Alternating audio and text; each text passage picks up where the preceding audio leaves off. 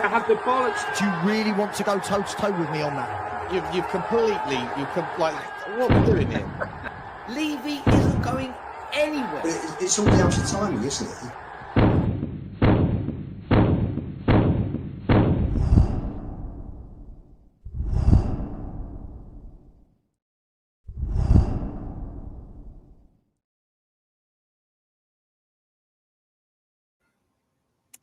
Yes, good evening, good afternoon, good morning, wherever you are, whoever you are. Welcome to the Spurs 5.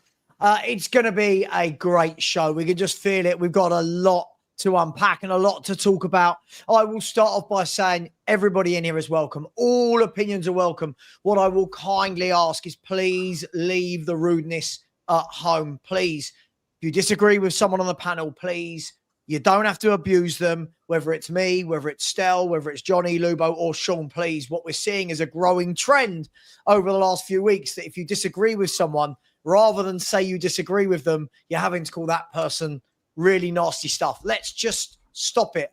And I will be really, really harsh with the blocking tonight. So please, please, please, just say you disagree if you disagree. Gentlemen, how are we all on this Thursday, the 21st of August, Crystal Palace European Conference League night? I'm gonna call this. Everyone all right? Everyone good?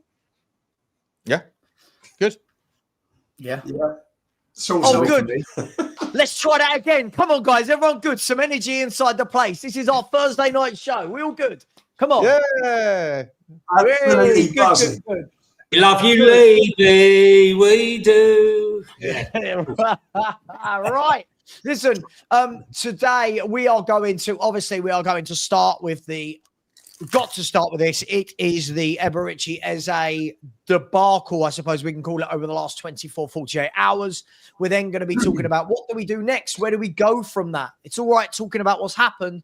Where are we heading towards? How do we rectify this transfer window? And then for the last part of the show, we will talk about a small matter of these things seem to be forgotten now in football, don't they? You know, the actual game, the match that we are playing on Saturday lunchtime against that nice, easy game away at the Empty-Had. Sorry, that phrase. I was having a debate filming earlier this week with a Man City fan. That's all I kept saying to him. He hated me. The Empty-Had. Guys, look, not the greatest of weeks. We kind of heard on, was it Monday or Tuesday, we heard Spurs have agreed a deal in principle with Crystal Palace. People like me wet my pants. My knickers were wet. And then 24 hours later, Eberechi Eze has signed for not just anybody. He signed for them lot down the road. Who would like to kick off? What on earth has happened again? I think my chairman has had a bit of a nightmare, hasn't he? To be honest, I think he's had a. Yes. Listen, look, I want to just say like sort of five things, right? And because I think we have to sort of. I know that Stel's got a video coming out that was just coming out a minute ago. It's going to be coming out tomorrow, where he's talking about, you know, I told you so's around ITK, and he's absolutely spot on, by the way, with the ITK thing. No one seems to know anything. No one can agree on what is with regards, you know, how that whole shit show played out. Some people are saying, you know, that Arsenal were always in, that they'd agreed terms a month or 6 months ago, and then it was everything okay? And then it was once they knew what Tottenham were paying, it was a last minute thing, aided, amplified by the Kai Havertz injury. Others are saying that it was Tottenham's to lose and Daniel Levy nickeling and diming it. No one really knows, but it doesn't matter. What I would say is, at the end of the day, to Tottenham fans at this stage in the window, outcomes are all that matters. And on this one, we didn't get it. And not only did we not get it, he went to our rivals. So, like, the club is in the mud, the fans are in the mud, you know, and essentially, like, the worst possible scenarios played out, and that he's gone to Arsenal. Mm-hmm. I personally have no idea like how it worked out the way it did, but I said last night on my stream, I'll be very curious to see whether or not Eze was going to be in the starting 11 tonight. If he was in the starting 11, then the notion that Daniel Levy could have got it done earlier, absent triggering the release clause, which I think is a fair comment. And I'll come to that at the end. But just in terms of the negotiations as it played out, if Parish was sincere and legit and saying he's not going to go to Tottenham or anywhere until after Thursday, then if the terms, as we were told by at least some journalists, were matched, and it was essentially a take your pick, Eze, and he chose Arsenal, then I think it's problematic. It still doesn't matter, but I think there's a little bit of context that can be baked in. The fact that it hasn't worked out that way and Eze is not in tonight's starting 11 against in Europe, I think brings me back to it's a binary outcome now. Either Crystal Palace, Parish, and Eze and all parties were using us the entire time, and that it was always going to be a smokescreen for us to get basically used and had our pants pulled down. I think that's the outcome here. Or Daniel Levy's had an absolute mare and has essentially he could have got the situation wrapped up even without triggering the clause like Arsenal have. So in any event, Daniel Levy has absolutely mudded himself, and obviously as a byproduct of that, me being the accessible version of a Daniel Levy sympathizer on Twitter and social media, I have by proxy of that taken necessary pelters. But you kiboshed the Eze to Spurs deal. Basically, it was your fault. Yeah, right? it's my fault. It's my fault. Apparently, it's my fault. What I would say is that I do think that if you zoom out a tiny bit, then I think that there is still a lot of reasons to not write off this window. And I think that this is a moment in time whereby the emotions are super high.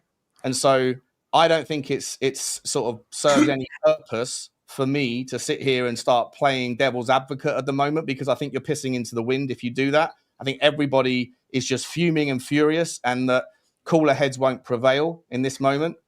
What I also think, though, is that if we do get a bomber in the next 24, 48, 72 hours, whether it's a Savinho, whether it's someone else, then I think that the swing of momentum and bad energy will dissipate as quickly as it accelerated. Because 2 days ago, I did a poll on my live stream, and I asked everyone, are you Levy in or Levy out? And this was when Eze was coming to us. And it was 69% Levy in, 31% Levy out. I did the same poll last night, and both polls had 2,000 votes, give or take. And it was 71% Levy out to 29% Levy in.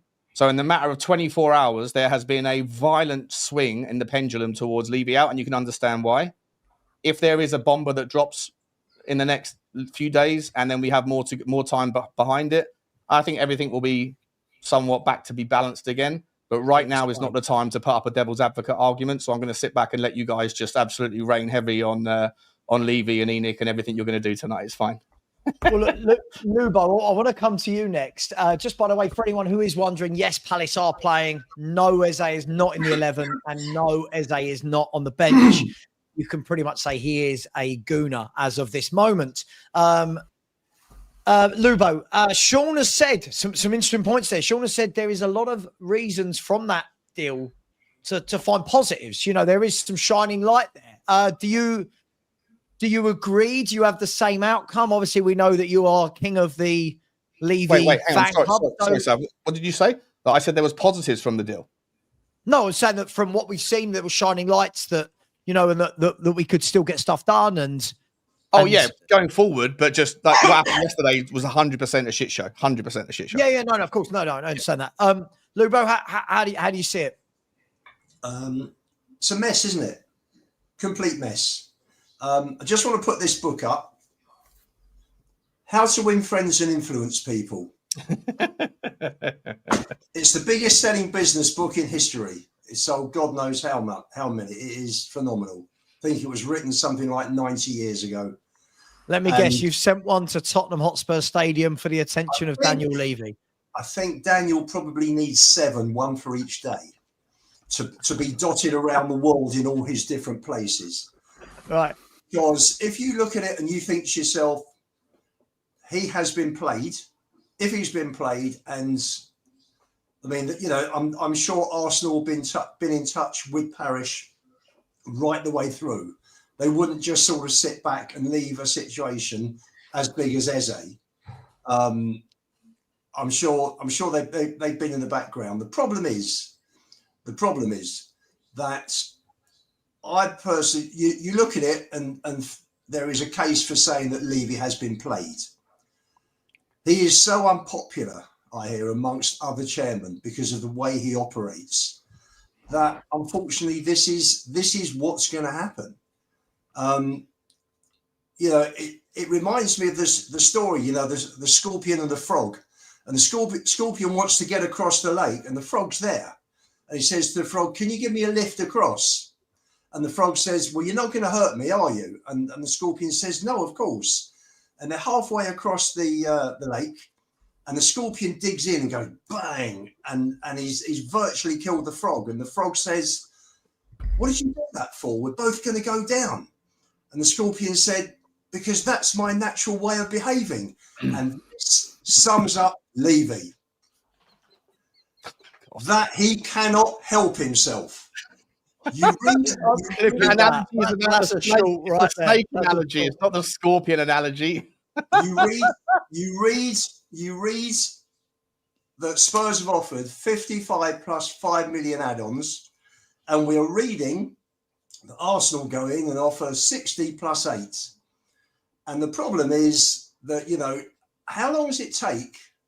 If you've got Levy and Parish in a room, you sit down and you thrash it out. And if they're there for 18 hours with food being brought in, then they're there for 18 hours. And you get a job, you get the deal done. You don't let it drag on and drag on and drag on.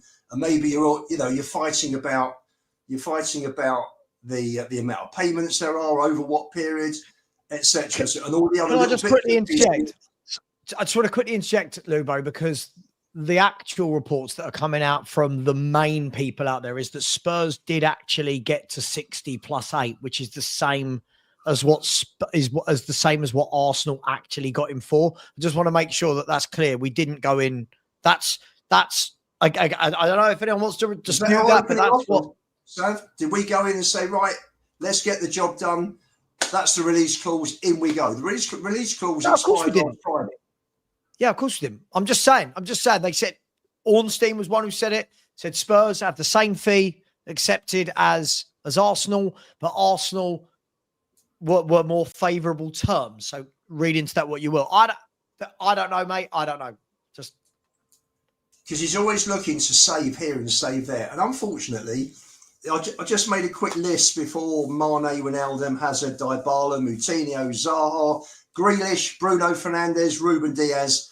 Why should anybody be surprised? This has been going on for 25 years.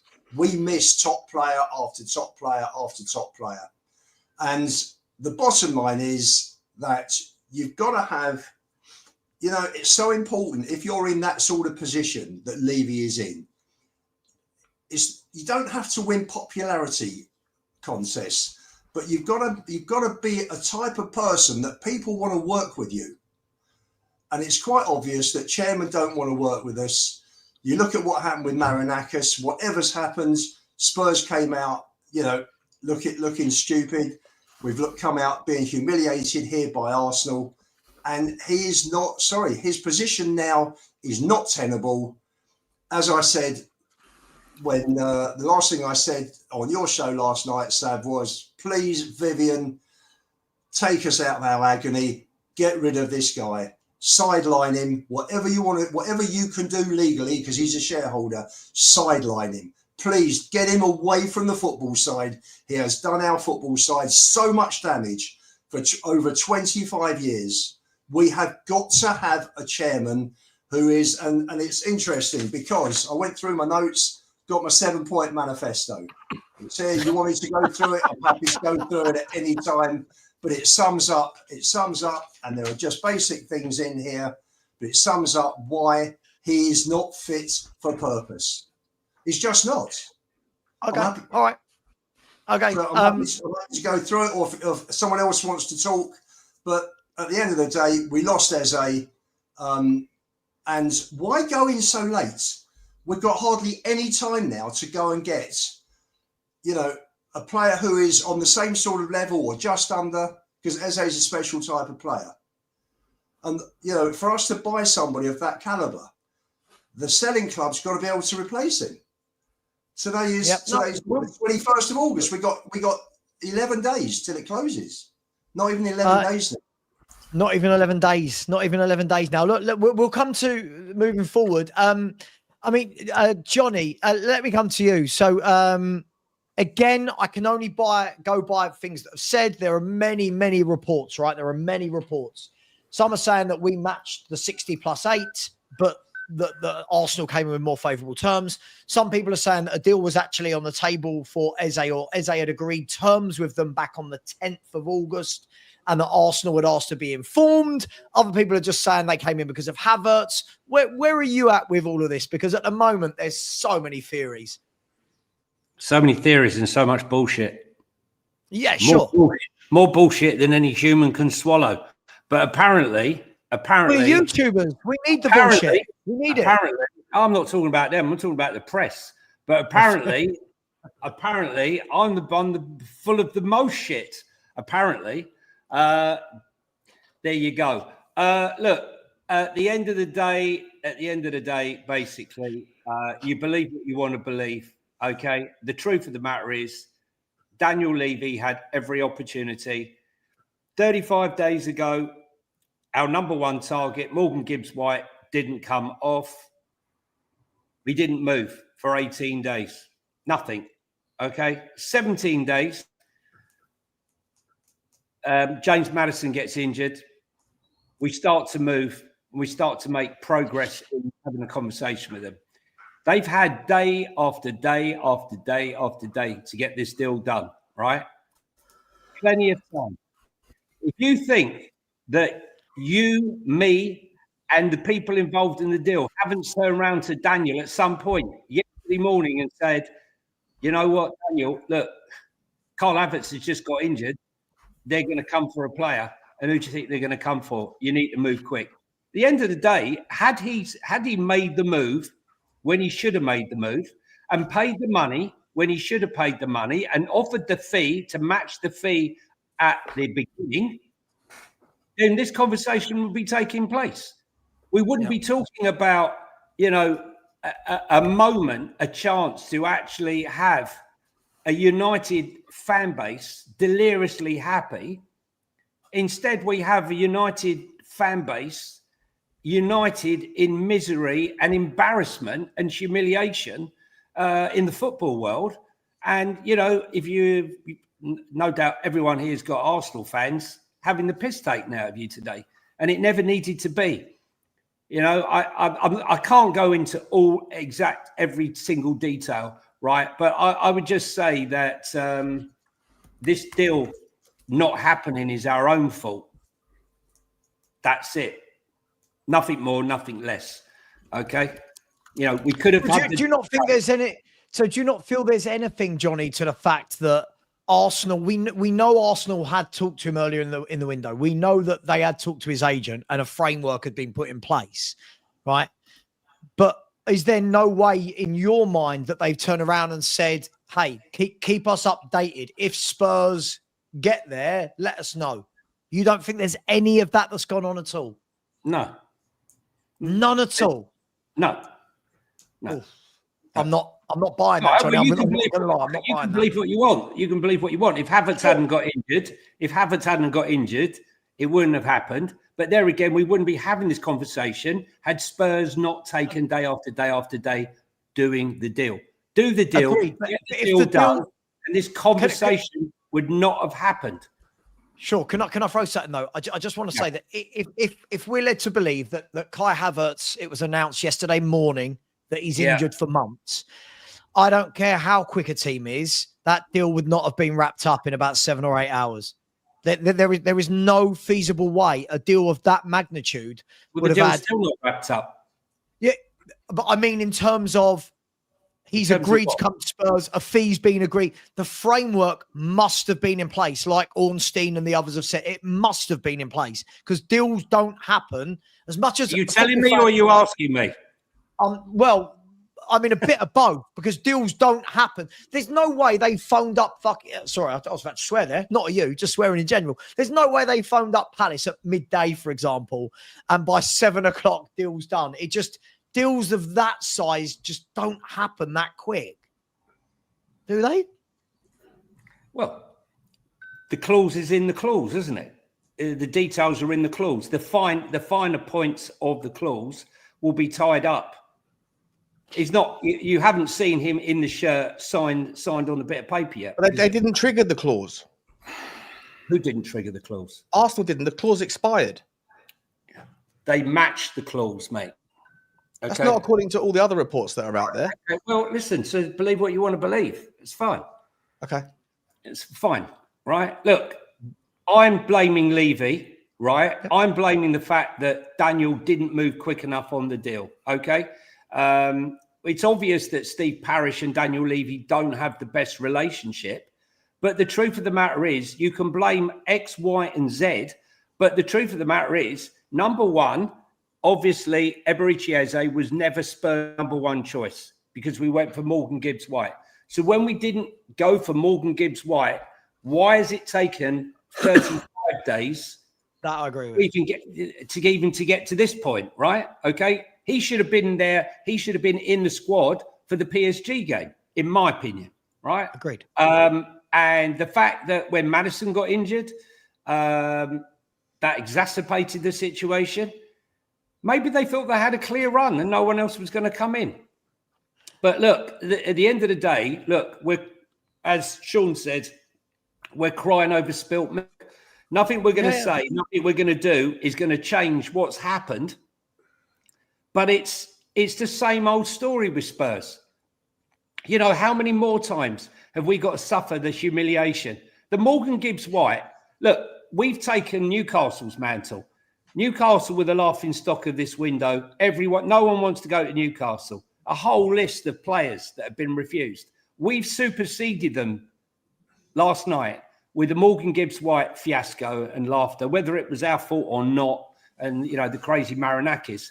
But this one, unfortunately, I believe is on us. And you know what makes it more galling is the fact that they couldn't read the public groundswell of opinion that this was the player that 90% or 85, 90% of the fan base thought was their dream signing. And some were saying it's the biggest signing in ENIC's period, in the 25 years that ENIC had been there. Some would say it's the biggest since Rafa van der Vaart.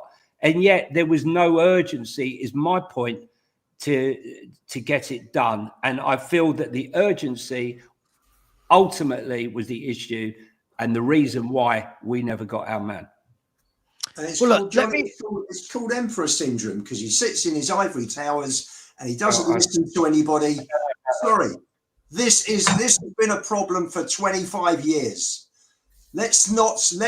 You're shaking your head, Sean. Let's not deny it. This guy doesn't read the room, doesn't understand people, lives in his own world. Everybody's got to bow down to King Daniel. I'm sorry, it's enough now. 25 years, sling your hook, Daniel. You've done enough damage. You've diminished this club. The standing of this club, he has diminished over 25 years. Right, let's not talk about the oil states coming through. When ENIC took over, Chelsea weren't anywhere. City weren't anywhere. United were the top dogs. You had Liverpool. We were up there with them. Everton were part of the big five as well. Sorry, we're nowhere. You know, we talk about the food chain, and we're number 6 now. We can't even get players from Forest and Palace now. This is what we are now. Sorry, this was a great club. I sent the guys on the WhatsApp, I sent all of you guys a video that came through about Sugar talking about Klinsmann. Klinsmann, world-class player. We've got Klinsmann. We couldn't go and get a Klinsmann level player now. He goes to one of the big 5 or one of the big 5 or 6 in Europe. This is where ENIC have taken us over 25 years. 2 trophies. Don't let anybody kid you otherwise. Okay, even if we got a Rodrigo in the next week, or we get a boy from Monaco, or we get Paz, this transfer window has not been a success. It's been pretty much a disaster, to be fair. Polina and Kudos, yes, good. we've lost. We must have known that Sonny was going. There's no replacement in place for Son. I'm sure they were told beginning of the transfer window, even maybe earlier, maybe beginning of June. We were told end of May that Sonny was going to go. Sorry, there's no succession plans in place. There's nothing. There's no strategy. There's nothing. These owners do not behave like a proper football club. This is not just today and yesterday. Don't let anybody kid you. This has just happened. This is normal for Tottenham Hotspur. Okay? Don't be surprised. It's been going on for years. You've got to think like a big club. We are a big club.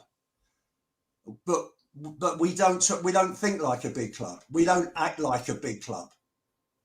And enough is enough. And how long are the Lewis family going to sit and watch this?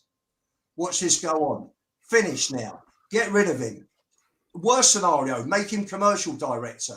Take him away from football before he ruins anything more. We've got a great manager now. Keep Levy away. Okay, well, look, before Stel, I'll come to you. You've been very patient. Obviously, Lubo, I'm pretty sure to say, doesn't like Daniel Levy. Stel, let me come to you. You've heard what everyone else had to say. Before, I don't want to go too far forward into what we do next because we'll have a section on that. But the Eze deal tagged into the Gibbs-White deal. Does it all fall onto Levy's shoulders for you? Who should take the blame? Is it the fact we've gone too late? Is it that we can't attract players? Where are you at with it all? You know me, I say it as it is. And some people like it, some people don't. And it's not going to change tonight. So Lubo had a 27-point plan or 7-point plan. I've got a 1-point plan and it hasn't changed in 6 years. 1-point plan. As long as he's at this club, nothing will change. Nothing will change ever. And it's as simple as that. Sean, you started tonight's show saying, oh, you know, my chairman did a boo-boo and you laughed it off. You don't get away with it like that, Sean, right? You have defended this chairman at every juncture, every opportunity you've stood up for him. And this is the problem. Don't start a personal attack by being. No, by I'm going to have mate. my say. I haven't spoken. Okay, fine, but don't start a personal attack with a lie. Don't start a personal attack with a lie, okay? Don't do that. I have sat here patiently for 27 minutes. I don't want to be interrupted for 5 minutes, right? You are one of the fans on your channel where you have defended him more than anybody else. And this defense of this chairman is problematic, man, right? When we agreed to do the Spurs 5, we wanted some fiery debates and to say it as it is. I'm saying it as it is, not for the sake of the channel. This is how I feel, right? I don't blame you for what's happened, Sean. I blame him. But as long as we keep defending him, he will get away with it. Every time we change a manager, he buys himself more time. Every time we reshuffle the deck, he buys himself more time. A couple of weeks ago, I sat here, guys, and I said to everyone, I don't buy into this. We've got Charrington. Things are going to change. Oh, Vinay's here. He's going to do the real stuff for us now. This is the new Tottenham. I sat here saying, nothing changes while Stevie's here. I'm not getting sucked in. I accuse some of you of getting sucked in, and I got shouted at. The journalists, the ITKs, the football agents on Twitter, they lie, manipulate, and they misconstrued information. They've built a business on misleading information. They suck us all in, right? And they're laughing and they're making money whilst Romano's a millionaire waffling. He's a millionaire waffler. I should have done his job, not YouTube, right? He's killing it. And this is what happens. And on Monday night when we had our show, guys, and it's not, I told you so, I'm just repeating what I said. I remember saying, I don't believe what they say. I don't trust them. They don't know nothing. They're not in the boardroom having the negotiations, having the conversations, trying to sign the players.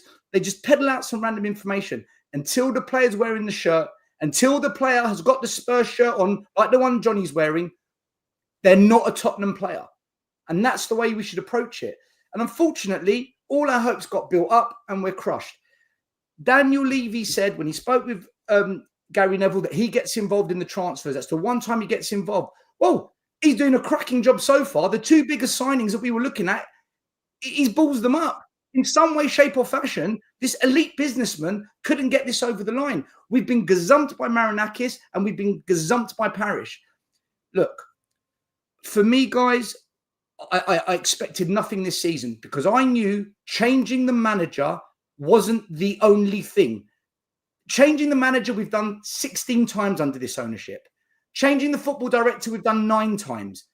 You can change as many things as you want. As long as Enoch and Levy are here, their mantra, their criteria, their stipulations remain in place, and you must follow what they say or you're out. And as long as they're setting the checklist that we must all follow, as in those who work for them, we're always going to be like this. Frank is being set up to fail. And I said it again a couple of shows ago. He's been brought in to work with the majority of this squad. He's not going to be backed the way every fan thinks he is. No manager gets backed. And we've seen it time and time again. You had the best team we've ever had under Poch. He didn't want to back it, Levy. You then bring in Mourinho. You didn't want to give him the cup final that he got us to. You put in fucking Ryan Mason. He then brings in a checkbook manager, Conte, and didn't want to open up the checkbook. Then we end up with Nuno. What a debacle. In comes Ange. The guy won a trophy, disastrous in the league. If he was so good then, why have you sacked him, Levy? Why'd you bring him in? He got you the trophy and you sacked him. Right, now it's Project Frank. I haven't seen anything from this club to suggest anything has changed football-wise. Frank comes in and the first signings are Ben Davies and Matthias Tell. That tells you everything. That tells you what we're about. I believe we're going to end up with 2 all right-ish players coming in. They're going to be overhyped by a lot of YouTubers. Look at the tactical analysis on this random player we've signed, how he fixes Spurs. Oh, Spurs are dangerous now. And Frank's going to be set up to fail. The poor bloke, and listen, I wanted Ange to stay, but Frank's here. I'll back him. I said he gets a year, but he needs some tools to work with as well. And he's not going to be given them because this chairman doesn't mean what he says. If you really meant you want to win the Champions League and the Premier League, you move heaven and earth to bring in these top players. Eze should have been done weeks ago. Trigger the release clause. No, we want to flap about, wait around. We want to restructure payment deals. We want to throw in Richarlison. It's madness, man. I'm not surprised, guys, right? I'm not angry because I said this season I expect nothing because I know this board won't let me down. At the same time, I'm not going to get angry because what's the point? What is the point of getting angry? Because the guy, as long as he's here, we're stuck. And this is the truth, man. Enoch out, Levy out, or this continues for another 25 years. And this notion of, I want to see the next chairman, or I want to see the next ownership before getting rid of them, sod that. They've got to go. They don't care about us fans. If they could get rid of all of us tomorrow and replace us with NFL-style fans paying £500 a game, they would do it. They would do it in a heartbeat to get that money and mug every single fan off if they could get away with it. That's the kind of ownership we've got. They don't give a damn about us. And I haven't ever changed my stance on that. Whoever we bring in next for me will be underwhelming compared to the players that we were hoping to get. And that's where I'm at. And I think we're in for an average season. And Frank, I feel sorry for him, but he knew what he was signing up for. So that's it, man. All right. So you said, I'm not going to get away with laughing off that my chairman made a boo-boo, right? You said you defend him non-stop. You said last week, Sean, all you do is defend Daniel Levy. Just quickly, are you presenting your argument like it's settled science, like Daniel Levy is the worst chairman in the world? I'm presenting it as you have consistently defended this man at every juncture when given the opportunity, Sean. Cool. And yet he continues to let us down, disappoint us, and completely take the mick out of every Spurs fan. If I was Christian Romero, I'd be regretting saying that. I just wanted a one-word answer. Last week, I asked you a question when you were saying that the protests are far better. There's far more Levy out sentiment than I give credit for. And I said, we were talking about the protests, I think. And I asked you the question, so why is it that I said, do you watch my channel? And you said, yes, you did. Right. And I said, so why is it that my channel then has 37,000 people if my representation of always defending Daniel Levy is so bad? And you said, what did you say? I don't know what I said. Tell me. You said, I can get the quote up if you want, but you said, because you're so balanced, Sean, because you're balanced. You're not balanced. You said, well, I said you defend. That's that because the narrative wasn't quite as strong in your favor. Hang on, that you did say. I'll go and get the clip if you want. I'll press pause. Go and get the clip and show you. Sean, I can tell you what I said. I said, at every opportunity to defend Levy, the energy you show to defend him is far greater than when you actually call him out. Tonight you called out Levy and you were laughing and giggling.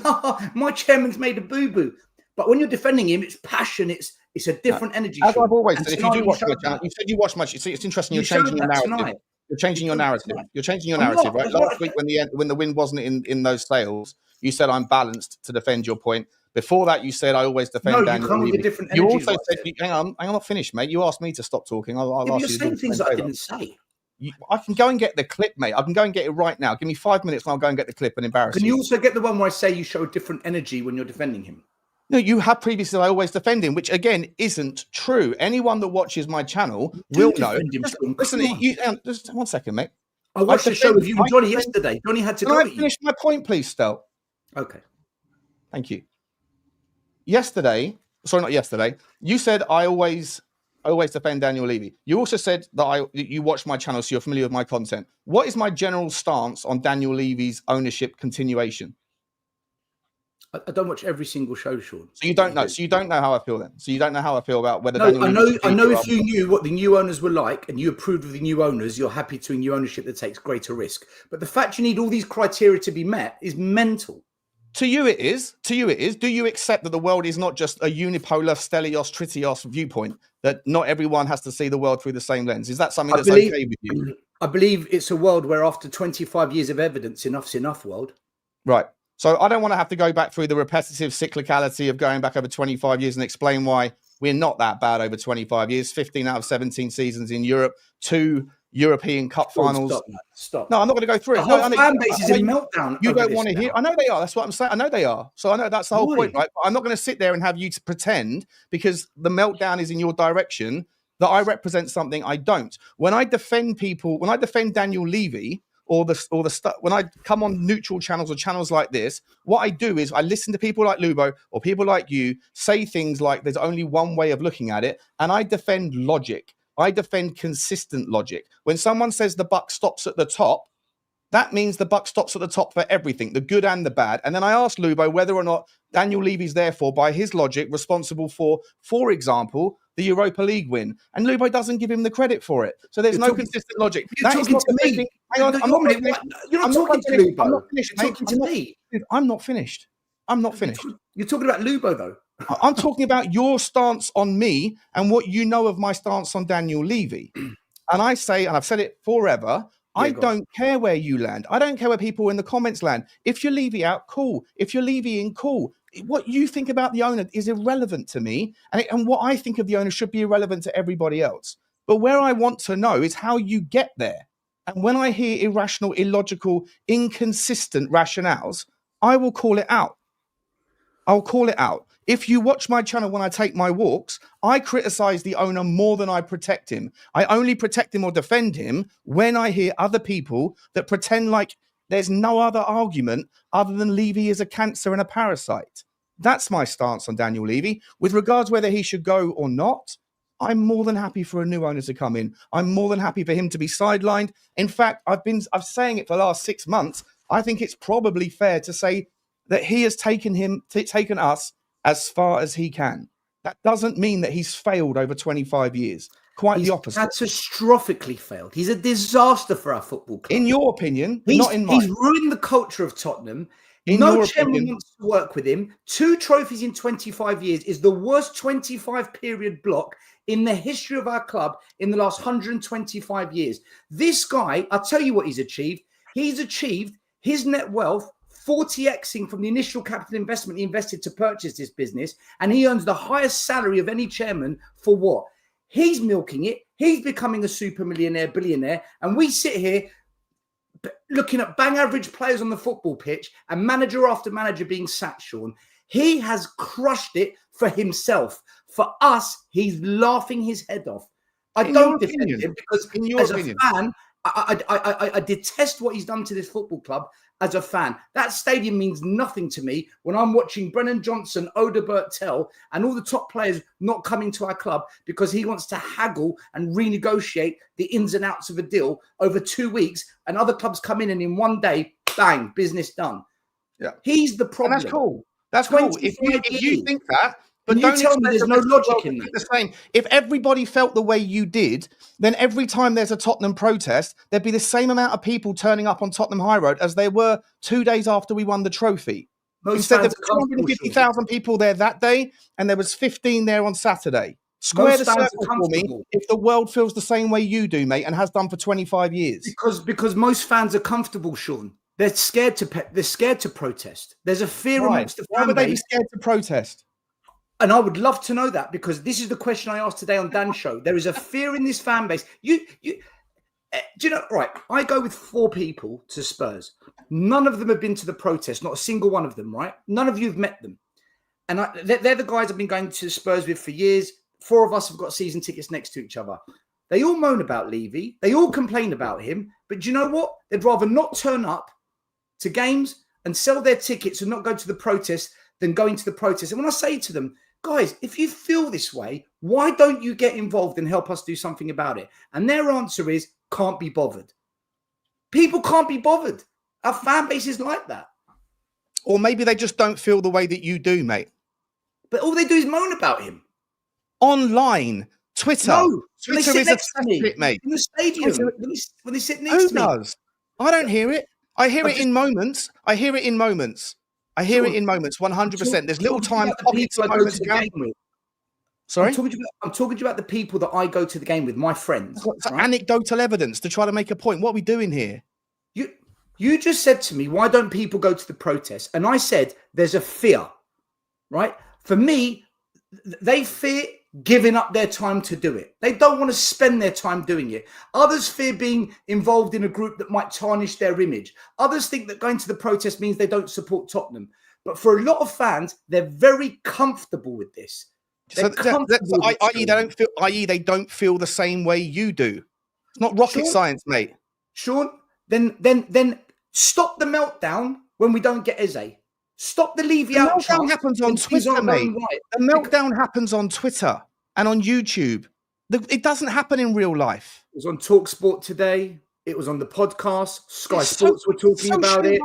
Where are the people? If you're saying that the world feels the way you do and everyone is just scared of putting their head above the parapet, why is this? The protest is happening across the street, mate. 62,000 people were walking to the stadium, and 61,980 people didn't stand by a yellow flag for about 5 minutes. 3,000 people watching this live show. 3,000 people watching this live show, and the vast majority are backing me. Why then? Currently they are. But if we were to sign Morgan Rogers tomorrow and Savinho the next day, do you really think they'd be feeling the same way? Well, then that's the problem. Momentum is in the sales right now, mate. Right. So therefore, what we're saying is the fan base is a problem because they don't have a backbone to actually stick by how they feel. It's human nature, mate. Whatever's going on, if you get punched in the face, you're going to be in pain for a minute. If you have sex, you're going to be having joy for a minute. It's what's happening right now. That's how life works. Sean, but this happens for 25 years. It's been happening for 25 years. It's not 1 minute. Yeah, but hang on a second. Look, there's things going on in this country that I totally don't agree with. And I sit at home and I have a discussion with my missus or friends or whatever, but I'm not out in the street marching about it. But I can sit at home and have and be pissed off about it. I think this one, Sean, I would say, judging by people who I know, friends of mine, who don't listen to Twitter, who don't go on YouTube, who are on none of this, the amount of messages that I've had today, I don't know why this one seems to have triggered more so than the Morgan's Gibbs White, and more than anything, this sort of, oh my God, he's finally. I mean, I've had probably 15 messages today from people who said They've never been Levy out. They've never been bothered with it. But this is an embarrassment too far. So that's fine, Johnny. But would you admit that goes away if we sign a worldie tomorrow? Look, it's the emotion right now. Of course, exactly. 100%. When something terrible's happened, or you're angry like I was. I mean, listen, I've been near the Eze business since he was 15 years of age, right? Since he was let go by Millwall. And my dream has always been for Eze to come to Spurs, okay? When he went to QPR, I was hoping that he would leave QPR and he'd come to Spurs. But no, the only person that really saw the potential in him was Dougie Freeman. But then over the last 2.5 years, I was thinking one day he's going to come to Spurs. I really did believe that. And I believed it up until, yesterday afternoon when the phone went silent. And I understand. So for me, it's a bitter pill to swallow, but it is what it is. But I think for some people, it's the straw that broke the camel's back with all of this. And I can understand perfectly what Sean's saying, and I can understand perfectly what Stel's saying. But even if there was 3,000, 4,000 people marching down the high street, do you really think that it's going to change anything? Seriously, I 100% no, I don't, because it hasn't. And as Sean says, if we went out and got Savinho and we got Paqueta or our boy from Paz or Nico Paz or the boy from Monaco, again, sentiment might change. I mean, for me, they would be a drop-off in the expectation of what Eze is. No two ways about it. But we don't know what the outcome in the future may bring, because it might be a blessing in disguise. We don't know. First game that Eze plays, he might go down with an Achilles injury. The guy that we buy, who we thought isn't a match for him and we look down on him, turns out to be a fantastic acquisition. I mean, I can't tell you. Look at Arsenal's fortune, so to speak, that Carl Havertz got injured just as Spurs were finalising the deal. Yeah, getting to the nitty gritty. Had that not happened, the transfer wouldn't have happened, but it did. And here we lie with the remnants and the ruins of what's gone on. But Johnny, this happens every player. We could list off 15 players that we should have. I don't disagree. Look at Bruno. So I don't believe Havertz's injury is the reason. I reckon Arsenal was sitting there waiting, and Spurs took too long. And Arsenal said, "You know what? There's the money. There's your payment."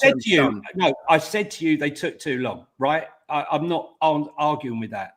But what I'm saying to you is that it was triggered by the injury. That's all I'm saying. But look at Bruno Fernandes, the Bruno Fernandes deal. I was so excited when we were going to sign Bruno Fernandes. Very similar to Eze. He was for me, a fantastic player and one that would really elevate the club. And we didn't do the deal. We haggled over 4 or 5 million, and we ended up with Gedson Fernandes. And we know the rest. One's gone on to have an illustrious career at Man United. And God knows where Gedson Fernandes is now. No idea. Anyway. Let me look. Let's bring that to a close there. And by the way, Savva, lots of people. Savva. Yeah. Daniel Levy is an analog operator in a digital world. He's past his sell-by date of taking Spurs any further. He cannot take us to the promised land. He talks the best game. He talks all these wonderful things. Every year it's a new thing, data-driven model. Oh, now it's going to be a project this. Now it's going to be we're going to win the champ. Every year it's a new spin to finesse, woo, and seduce. Everyone succumbs to this, thinking, oh, this is the moment. And we end up with the same outcome. He's past his date, man. He needs to go. A new chairman that brings a new culture, a new energy, a new vision. Will you take anyone but him? I will take anything that changes what I'm used to with Levy. But you're not going to know that right now. So I'm saying, will you take anyone but him, or do you have conditions of who the next owner looks like? Sean, whatever we do, it's a risk. It's a risk, whatever we do. Yeah, I've I'm said asking this the before. answer. So yes or no? You take anyone but him who's got the money. If someone No, picked up the phone, no. I'm you not going didn't to know, take someone. and they've I'm not going 4 to take billion. someone that's convicted for crimes and fraud. Sure, no. No, I'm not saying that. I mean, like, You if said like, anyone. okay, let me be more specific. If someone picks up the phone and says, "I got 4 billion quid," right? Are you like a Sir Jim Ratcliffe? Would you take a Sir Jim Ratcliffe right now? Yes. Right. Okay. Cool. So that's fine. So now I know your line in the sand. Anyone within the world that's in that kind of ballpark of potential ownership, you would take. It doesn't have to be a certain type. Just anyone will do as long as they've got the money. Preference, Sean. I've got a preference, but unfortunately, I'm not going to decide that guy. Am I? Levy. I'm not saying you are, mate. Like none of these conversations affect anything anyway. We're having a conversation. Let me put something forward to you. When Sir Alan Sugar sold the club, we had no idea who Enoch or Levy were. None of us had a clue who they were. None of us, right? They were forward thinking, Stel. Johnny, I'm not dismissing the choice to bring them in. Right? Multi-club ownership.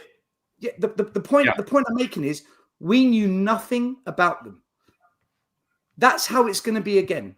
When Levy chooses and Joe Lewis choose to sell this club, whether we force them or whether they do it on their own, they decide to do it, we might not know anything about them, which is why, to me, I'm not bothered about doing any kind of due diligence or understanding the next ownership, because I'm going to have zero say in who they sell to.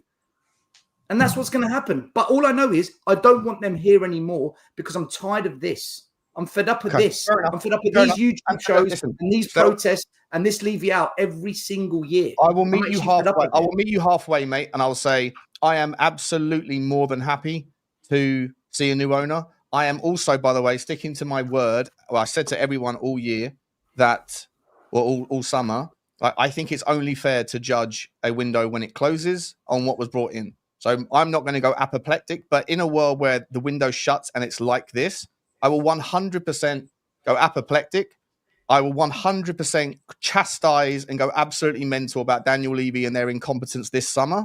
But relevant present term incompetence does not change my opinion of their last 24 years, which is fundamentally and entirely different to yours. So I can have a nuanced opinion of them going forward based on what happens now. But in terms of the past, that doesn't mean anything regarding how nothing changes in the way that I think of them in the past. One thing I wanted to ask you guys, though, I don't know, Savva, if you've got a schedule that we need to move on from. Sure. I just wanted to ask you, we can have a few minutes, and then I've got 20 super chats. Can I just add one last thing that was mentioned, and I need to mention it. The story that was thrown out in the press as well, that Spurs offered Richarlison, was a prime example of the press inventing a story that could have done serious damage to relationships, because first of all, it wasn't true, right? No truth in it whatsoever. But imagine had he thought it was true. Confidence breeds confidence. The guy struggled for confidence. He suddenly found his confidence, right? He's banged in 2 goals. We need every player firing and confidence. And then you see that apparently, as if Richarlison was offered as a make weight in the deal to Crystal Palace. I mean, come on. I mean, really, it was me that started the rumor. I leaked it to Sky Sports. It was actually, yeah, no, but literally, it was more than one news company picked it up, and all it does, it starts a domino effect, and things like that. When there's absolutely no substance, the problem is, it's like the news story. If you accuse someone on page 1 headline, you can't retract it 5-6 days later on page 13 because it's stuck there. So now, I've had people messaging me today. Yeah, what do you think about Richarlison? Can you believe it? They're offering the club. I mean, this is what it does. And to that point, I agree with Stel that the press have a responsibility, but they don't care about us. It's about clicks, likes, engagement. Very much like Spurs 5. That's a bit sad. I want to ask Sean. I was going to ask you something still, but I thought I feel like the conversation. I'm sure we can come back round. I'm sure it's going to get back to Levy at some point, so it's fine. Go on. Can I just say, just looking at the whole thing, is that the way where Spurs are today, bring it back to today. and where we are as a club, we are too big for the way ENIC operates.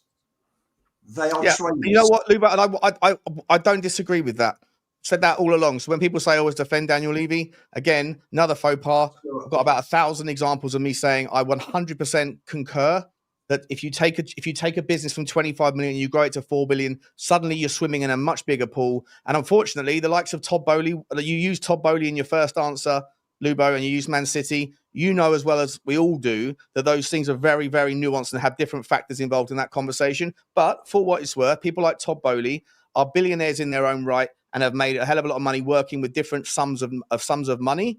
And so I don't disagree with you that potentially there's a problem with regards to the fact that he's grown the business to this level and now he's competing with people that are just on a different level with regards the understanding of negotiation and how to move money and things. So I'll meet you in the middle on that one as well, Lubo. I think we're just so I come across as being balanced. Levy has built the club up on a financial basis, on a non-footballing basis, but not on a footballing basis. So they will take their billions when they sell the club. And my point has always been, and what have the fans been left with? And I'm not talking about the ground's there forevermore. Fantastic ground. That's real estate. The training ground I've never even been to. That's real estate. I'm not talking about real estate. I'm talking about football. I'm talking about memories. We are all fans. We see them on the telly. We go in the grounds. It's about being there, seeing the players. It's all about the players, the great goals, the great tackles, the great saves. It's about the memories. And for me, this is where I'm coming from. I'm not interested that, for me, the other thing also is that if whatever you do in life, if you are well paid, you've got to earn it. And Levy takes 3-4 million every single year out of this club. And okay, you could turn around and say that last season he's earned it because we won a European trophy. But for 23 out of those 25 years, he has taken 50 million plus out of the club. What is that for an argument, Lubo? What are you saying, mate? So unless you win a trophy, you don't deserve any money. Football. I'm talking. Okay, so what? So all of the other teams that don't win trophies, their chairman shouldn't earn a penny. No, what are you talking about? They don't give it 100%. They never stretch. They're risk averse. Moving the argument again. You just said he doesn't earn his money, and the argument you're making is that the only time he earns his money is when he wins a trophy. No. If you are chairman, you've got to give some. You've got to try and potentialise and maximise whatever you are doing. He got up. He spoke when we left the lane that day. We are custodians of the club. We're custodians of the club. We're not custodians of Skywalks and F1 and Beyonce. We are custodians of the club, and that has been forgotten. So what you're saying, Lubo, is he's a legend off the pitch and a legend on it. Yeah. Listen, what he's done has been fantastic, but for ENIC, been brilliant for ENIC. Joe Lewis must be very happy. Daniel, that's brilliant. We bought the club when it was worth 76 million. And yes, Connor was right. The money coming in naturally boosts everybody's value club-wise up and up and up and up. So part of that increase has been... It also gives you the opportunity to try and fail with Savinho for 80 million, to try and fail with Eze, to buy Kudus. All of those things that you just ridicule, Skywalk and go-karting, all of those things are the organic method of allowing us to compete amongst the giant sharks that you don't want to acknowledge have a different set of rules that they work by. 40 million on Liverpool don't have a different set of rules, and Arsenal don't have. Why have we spent 35 million on Till then? Guys, I feel like this is gone. Let me get the super chats, and then we're going to move on to phase 2 of this show, phase 2 of 3, which is going to be, shit happens. It's happened. But what do we do moving forward? We'll get to that in 1 second. By the way, what I've loved is I've tried to bring up every comment that is saying, Savva, you're embarrassing. And I'm like, I literally haven't given a single football opinion in an hour. And I'm getting, Savva, you're embarrassing. Thank you to all those people. Big up to everyone. I'm going to rattle through these. First and foremost, there's 2.8K inside the house, which is utterly ridiculous. What is ridiculous more, though, is of that 2.8K, only 630 people have smashed the like button. Guys, can we double that in the next 2 minutes while I'm reading out these super chats? We should be aiming tonight for 1,500 likes. Our record is about 1,300. Can we get that to about 1,500 likes? Please smash that button while I'm doing this. And thank you. So far tonight, we've had 105 new subscribers. So if you haven't subscribed, the link is pinned. Big up to each and every one of you. Here we go. Big up to Blaine Dev, who's been a member for 10 months and said, I've been converted. Get rid of Baldy and Enoch. Bye-bye now. Even if they get our 5th and 6th choices, I'm fed up of the repeated false hope. Big up to you, Blaine. Really appreciate that. And you've come in again, very generous. Said letting things go to the last minute, not supporting the new manager properly. Oh, but we want to win the Champions League. We have to win the Prem. I feel sadness when we lose. I seen through Angie's snake oil pitch. Levy, you're just as bad. Hashtag change for Tottenham, who have tweeted just now, and I am going to show you all in a minute as well. So big up to you for that, Blaine. Really appreciate all your generosity. Thank you, mate. Big up to Krista Scorpion Nyland, the greatest name on YouTube. So we are difficult FC, unlikely FC. Big up to you all. Big up to you. It does feel like that's the word, not just for Spurs. That difficult word is the word used this summer for every transfer. Have you noticed? Like just now, Romano said, Romano, you've got to rate him. You've got to. He turned around and said, Aston Villa keep working at a deal for Nicholas Jackson. It's a difficult deal. It's brilliant. Absolutely brilliant. Big up, Krista. Thank you very much. Tony Rodriguez has been a member for 5 months. Said, I'm embarrassed to be a Spurs fan. Ashamed. What the F are we doing? Tony, it's going to be all right. We've got a bomber coming. Come on. We've got some bombers coming very soon. I promise you. Promise you, please. Big up to you, Tony. Big up to Dean Law. Just put a super sticker in to get that super sticker train going. Big up to you, my man. Thank you, Dean. My man, Artist, said in the Balkans, stroke Greece, Levy's safety word would be asterisk. At risk. Don't start talking to Luba about the word risk and Levy. Oh, we'll be here all day. Big up to you. Thank you very much. Freddie has said Levy is the David Brent of football chairman. I'll let people draw their own conclusions on that one. Big up, Freddie. Really appreciate that. Chopped cheese. Of course, we need something to do with farts. Has said Levy needs a Lubo fart to the face. Stel's hat equals shart. Mind blown. I don't know where to go with that, but thank you very much, Jockey. You have really got an obsession. He loves to fart, that one. With farting, yeah. Hopefully you live alone, because otherwise people are going to be dealing with your farts all the time. Big up to D&B Forever. Thank you very much for the super sticker. My man, D&B, thank you very much for all your support. Big up to Shankle, who said, when does Lang get fired? Predictions. We're going to talk about Lang. Lang's going to be in the next section, because I'm hearing, again, could be BS, I'm hearing he's on holiday. Sorry, my mum would turn in her grave. Holiday with an H. Holiday, not holiday. Sorry, South London. Big up to you, Chankle. We'll talk about Lang. Thank you very much. John Whale has said people still falling for the BS. They honestly think we will get Savinho. Many deluded fans are as much a problem as Levy. Jason Whale thinking fans are deluded. We'll talk about it in a minute. Big up to you, Jason. Freddie JD's coming again. Thank you very much. Said this is a major issue that no one mentions. Levy has exhausted his relationships around the league and around Europe. No one wants to deal with him anymore. He has to leave our club.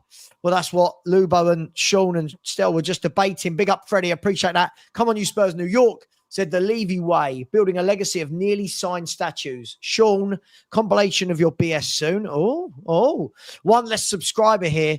You've been deceptive at best. Sean, I feel like, would you like to retaliate to that? I feel like that's worthy of a... What's he saying? Sorry. The Levy way, building a legacy of nearly signed statues. Sean, compilation of your BS soon. Mate, there's so many channels out there that have started that make nonsense about me. I've lost count. You can be the next one if you want. Good luck, mate. Put in 4 years of hard graft and you might get to where, I don't know, where some of us have got to. But congratulations with your effort. Toxic. Stay toxic. There you go. Come on, guys. Listen, if we are going to put in super chats, please, let's not attack me. There you go. I feel free. For the next 10 super chats, do your worst. Slate me in the next 10 super chats. Let's see what you've got. If you've got anything other than the size of my Greek nose, let's see if you've got it. an open invitation. Big up to the wife who's just walked in the room. Hello, wife. Doesn't care about any of this. Doesn't understand how we talk about football for this many hours. Doesn't get it. Jack Borsman, great name. Love this guy. Said, thank you, Stel. Lubo had enough years ago with Levy. Daniel Levy seems to be the topic of conversation. We thought he would be. Big up to you. Brass and Browler in the last 8. We're down to the last 8. Has said, Sean is great at seeing it from all sides. Hashtag #1 guy. Brass and Bowler. Big up to you. Bowler. Big up to you, Brass and B. Big up to Richest, man. Said these fans were singing the manager's name whilst being 5-1 down at home. The match-going fans are a problem. Yeah, I blame them. I think all 4 of these on screen, I blame them. To be fair, he's got a point. No, got a point with that. Listen, I couldn't understand it when I was watching Spurs 5-1 down and I people are singing Angie's name. Didn't get it. But it is what it is. Big up, Riches. Down to the last 6. Big up to Gary. Paul Speed has said, win Brand. Oh, okay. I think he's talking about Brandt and Danny Olmo, maybe. Right. So Brandt and Olmo as possible number 10s and Matoma and Lookman as possible left wingers. We're about to talk transfers. Big up to you. I think they're names that will come up. Big up to you, Gary. Jack Borsman is in again. Said, Sean, what a big baby. What a baby, big baby. Roy Keane. Jack, come on. Let's not do this. Hey, each to their own. Each to their own, my man. Come on. Solidus. Stel is spot on. We need to stop listening to these fake content creators and wannabe ITKs peddling out lies for clicks. It's been embarrassing. Solidus, I'm going to say, yeah, I think the difference is, just quickly, I will stick up for them a little bit here. The difference is everyone likes it when it's positive information that they're getting about what might be happening at the club. Problem is, you've got to remember, these guys are getting information. Transfers change, things move. So when people say things like, Romano got that one wrong, well, maybe the information he got on the Monday was different to the information that then eventually happened on the Wednesday. Just saying, just playing devil's advocate. Big up to you, Solidus. Come on, you Spurs, New York again. Said, Sean, with all due respect, has been clickbaiting. Sean, you've been clickbaiting, mate. Have you? What I do every day is I take what other people are saying and then I talk about it.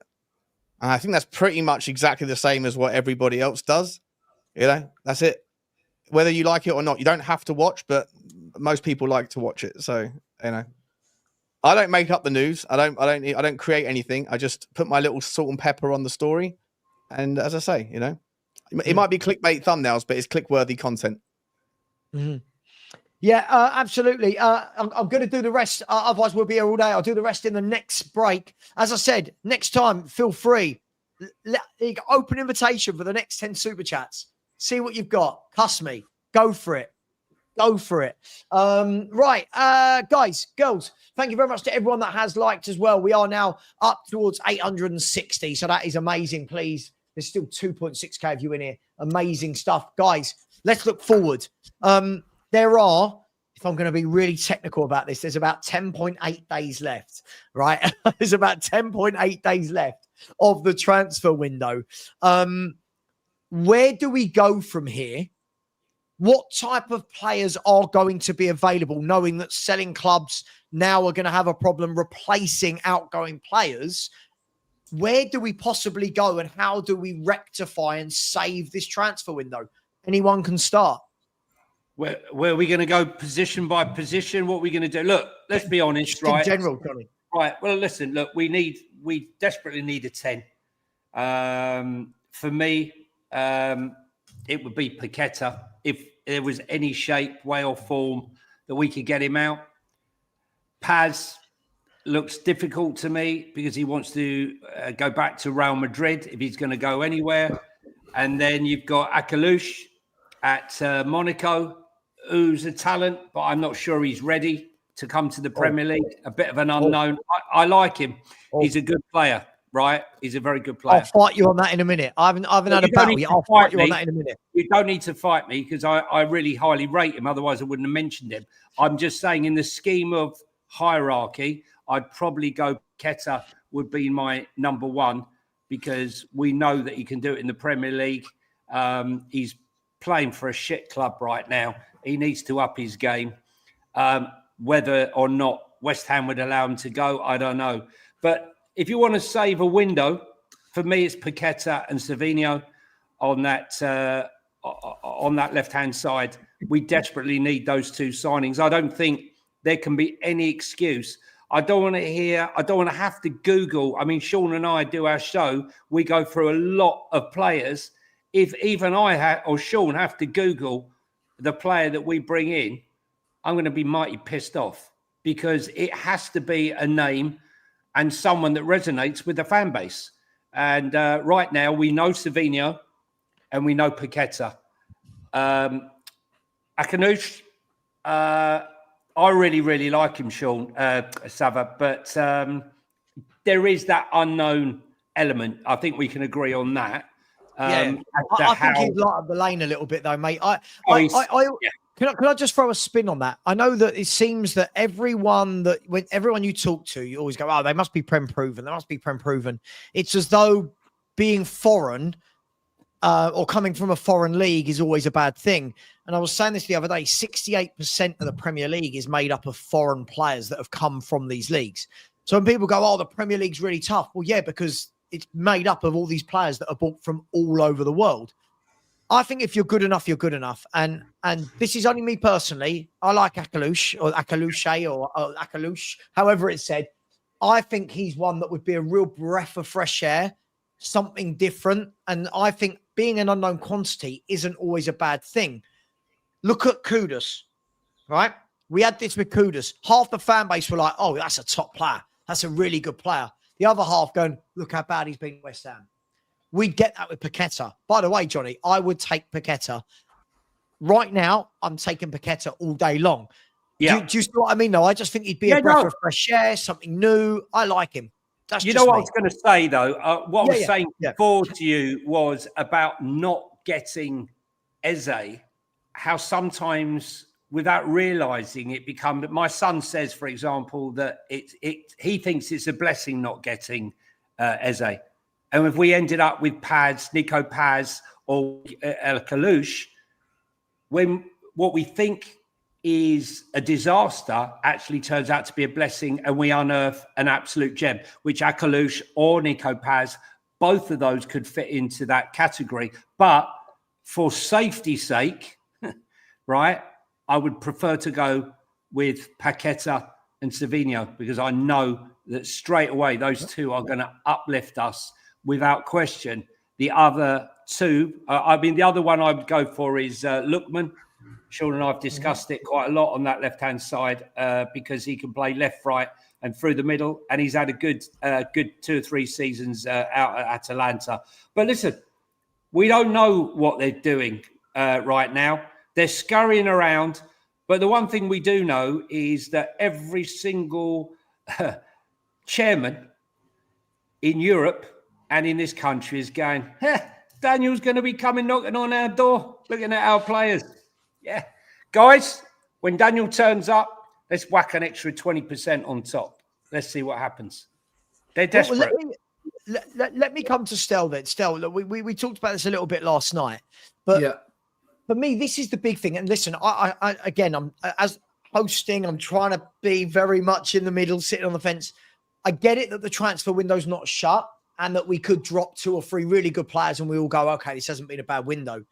Still, 10 days to go, you run the risk, right, that anyone you approach, one, what Johnny said, people know now that Spurs have been publicly humiliated a couple of times. 2, they know that we've got money. Let's be fair, we've got, everyone's seen bidding for Eze and Savio. They know we've got 120, 130, 140 million sitting there.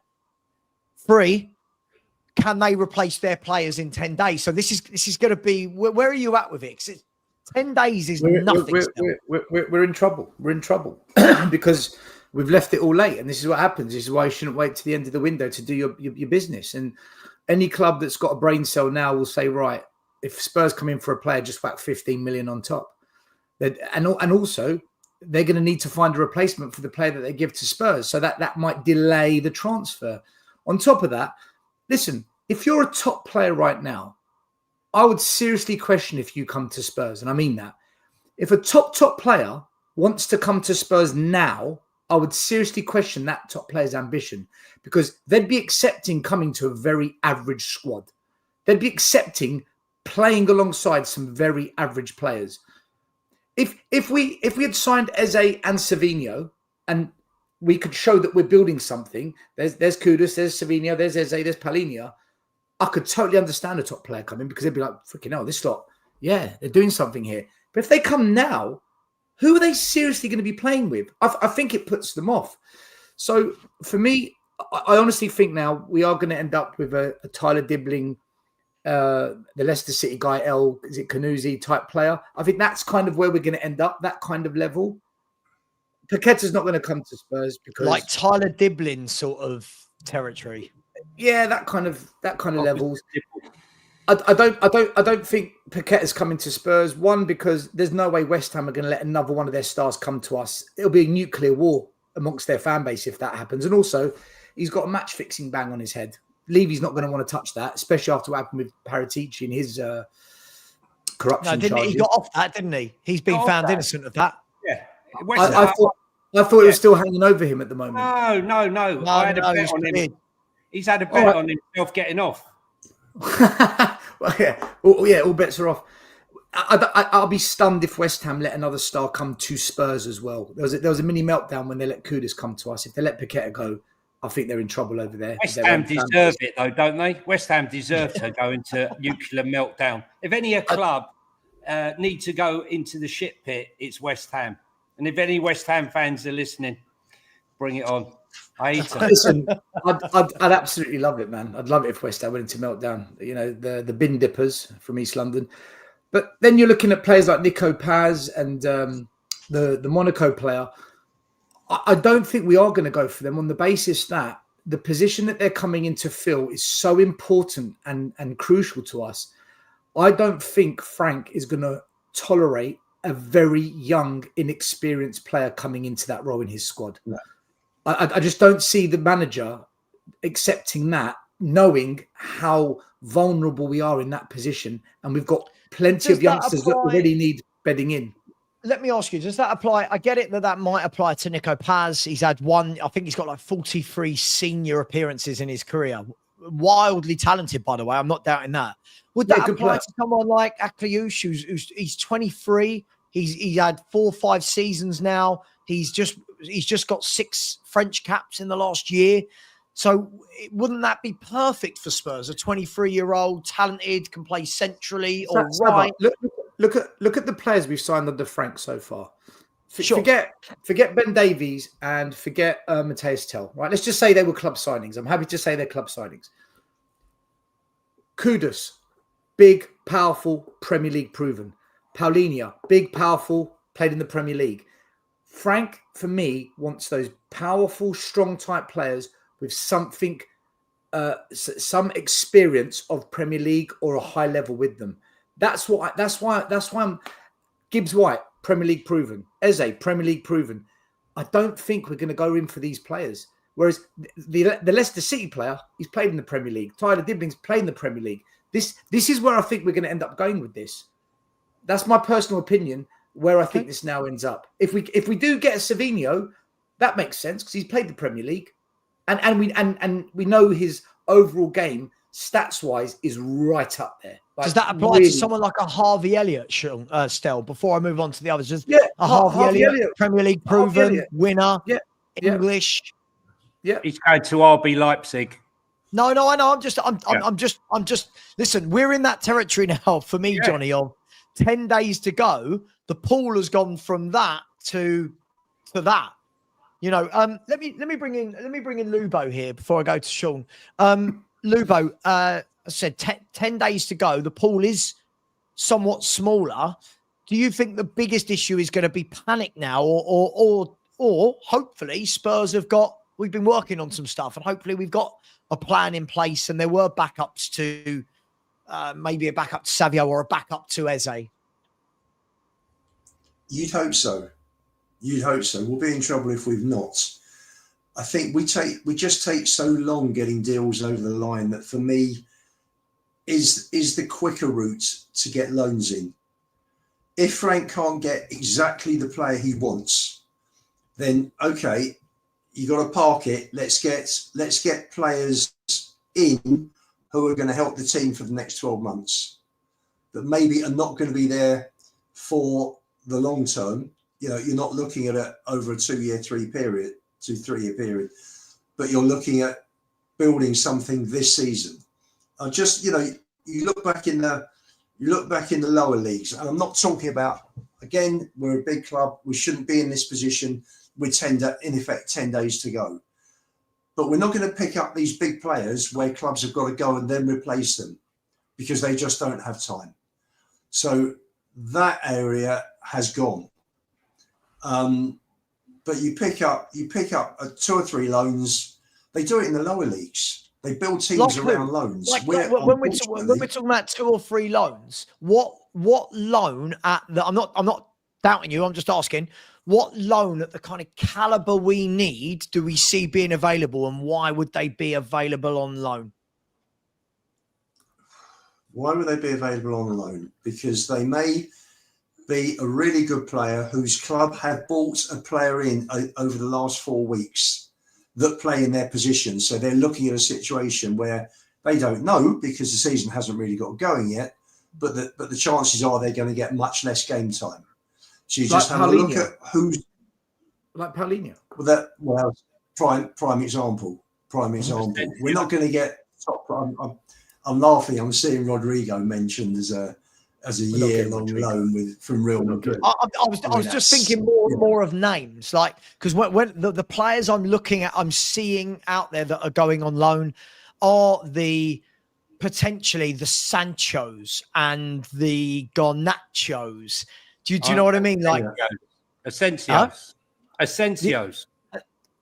These sort of players. So yeah, I'm just wondering, like right now, if a Garnacho came through the door with the position we're in, how's the fan base going to react? Do you know what I mean? I'm just playing devil's advocate. Vlahovic. Look, the truth of the matter is here, guys, right? Okay, Spurs have turned up at the disco late, right? We've got to the disco. Everyone's picking up a bird, right? We're still sat in the corner sipping on our drink, watching all the hot ones go by. And by the time the lights come up, the lights have gone up, and all we're left with is the Careful 5 what you say.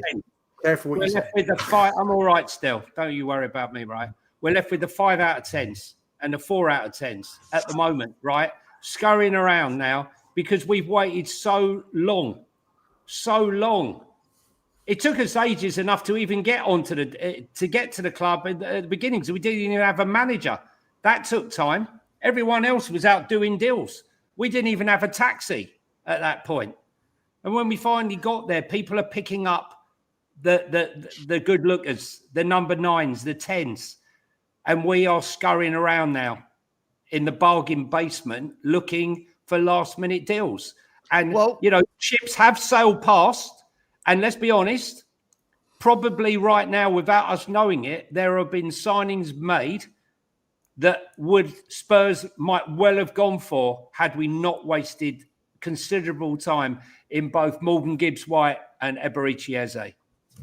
Well, look, let me bring Sean in then. Sean, I do think there's some good points being made, but what sort of player do you see right now? Like, all the talk at the moment is very much it's Savio, it's Akalush, it's, I'm starting to see Lookman.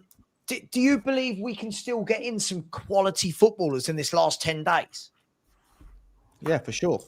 There's loads of players out there. There's still loads of, like, Antonio Nusa from Leipzig. Sorry, Johnny, I know he's your club, but like he's a player that stop selling my players. I've wanted, yes, I know. Yeah, I've wanted him for ages. I think he's a fantastic player and does exactly what you want from a winger. Malik Fofana. These guys are not going to break the bank, and if you can get away with buying one of those guys for like 50 million, and by the way, like Antonio Nusa fits Tottenham's bill, and didn't Thomas Frank want him at Brentford like a year and a half ago, right? So. Yeah, like, didn't we want him as well, Sean? We wanted him as well, didn't we? And then Brentford snuffed us through it, and then he failed his medical. Yeah, Nusa's a baller. Nusa's an absolute baller. Malik Fofana, absolute baller, does exactly what you want out of a left wing, of what we want out of a traditional left winger. I know people are going to hate it. I know they are, but I'm sorry. Like, I fundamentally disagree with people that think it's a laughable option. I think Garnacho would be sensational at Tottenham. I think if you take him out of the goldfish bowl that is Manchester United, and you can get Thomas Frank to have a conversation with him, and he seems like he's sort of wide-eyed and sort of clear of thought and wants to commit. If the Chelsea deal falls apart for whatever reason, I think there's loads of options out there. I think that you could, in the 10 role, there's so many more. I mean, a lot of them have been mentioned already. I think that Xabi Simons as well, that deal to Chelsea has stalled for whatever reason, is not going ahead. Ademola Lookman, I know Johnny spoke about him. There's still at least, I don't know, eight options that I would be very, very happy to see on the left if Savio falls apart. And there's probably 6 or 7 that I think are realistic in the 10. 100% think it's a problem that everyone knows that we've got money, about £150 million that's available for those 2 players. But okay, more important than the money is whether or not Daniel Levy can sort of hand over the negotiation to intermediaries or Paratici, bring in the Don, whatever, get something done whereby, because I think that I've said this all day, I think for the first time in a long time, Daniel Levy's now going to have to go to certain clubs with his tail between his leg, and he's not between his legs even, and he's not someone that I think is used to not accessing leverage in a negotiation. And I think that there's definitely some resentment towards him out there, and find his negotiation style exhausting. But usually that's because he has the upper hand. Now he doesn't, and so I think that there's definitely going to be a lot of advantage taking. So in an ideal world, you'd sort of hand that responsibility over, because I don't think he's going to be able to break the habit of a lifetime and sort of go in good faith and raise the level. So there's a problem there for me in terms of who's going to be able to handle the deals. But in terms of, are there still options out there, Savva? There's loads of options out there that absolutely improve Tottenham. And that if you could get away, if I know this sounds absolutely bonkers, but I'm just looking tonight that Nicholas Jackson can't move to Villa because they don't have enough FFP wiggle room to be able to sanction a £60 million move for him. If you could go and get a Malik Fofana for 40 million quid, you could go and absolutely break the bank for a Morgan Rogers. And if you were to put down a number that is difficult to refuse, I'm talking 100 million, something like that. I know it might sound absolutely insane to do it because he's probably not worth that, but then Savio's not worth 80 million euros. What are we doing here? So I think that maybe, you park everything else away. And if you can go and get a very decent young winger, like Antonio Nusa's not going to cost you 60, 70 million. It might cost you 40 million. Then if you've got that 150 million, you've still got 110 left over to go and do something wild in the 10. And Tottenham might end up walking away from this window with far more reasons to be positive. And I agree with what Johnny was saying earlier, that his son said that, and by the way, saying the word son said, it's just reminded me of another one. Oyan Sunset is an absolutely fantastic player from Bilbao. I'd love to see him. But what his son said was that, missing out on Eze might be a blessing in disguise. It might be. I mean, it might be. It might push you into a different direction where you uncover one of these players, and we can get something moving soon. It's the biggest problem, though, that we've got here, right now, that we have Mr. Magnolia wallpaper, Mr. Magnolia paint, Johan Lang, right? I mean, what is he doing? He goes on holiday to Denmark, right? Wasn't he over there on a scouting mission for some player from Bromby? Right, what, playing dob dib dib, right? Playing scouts. I mean, look, come on. The thing is, the guy has not delivered, right? He ain't the postman. He's not delivering. He's not delivered. He's not delivered this window. I will give him Bergvall. But that's the only one that I'm putting on his post, right? He's so vanilla, he's so magnolia. He just blends into the background. He offers absolutely nothing. He's not exciting, and he obviously can't deliver he doesn't have the personality, charisma, or the charisma of the Don. The Don delivers, right? In that transfer window under Conte, just when we thought it was all over, he managed to deliver Bentancur and Kulu. And people were going, who? Right? And we found out who they were. But this guy's not capable of delivering it. I'm sorry, he just isn't. And now we see Levy taking the lead in these negotiations. Where are we? Where are we? Right now, he should be in this country. Can someone scout kids? You want to scout kids? Do it in mid-season prepping, not now. Could someone tell me when Paratici was forced to be removed for his legal misdemeanors, why did we not put Gabbiadini in charge? Just before you answer that, perfect.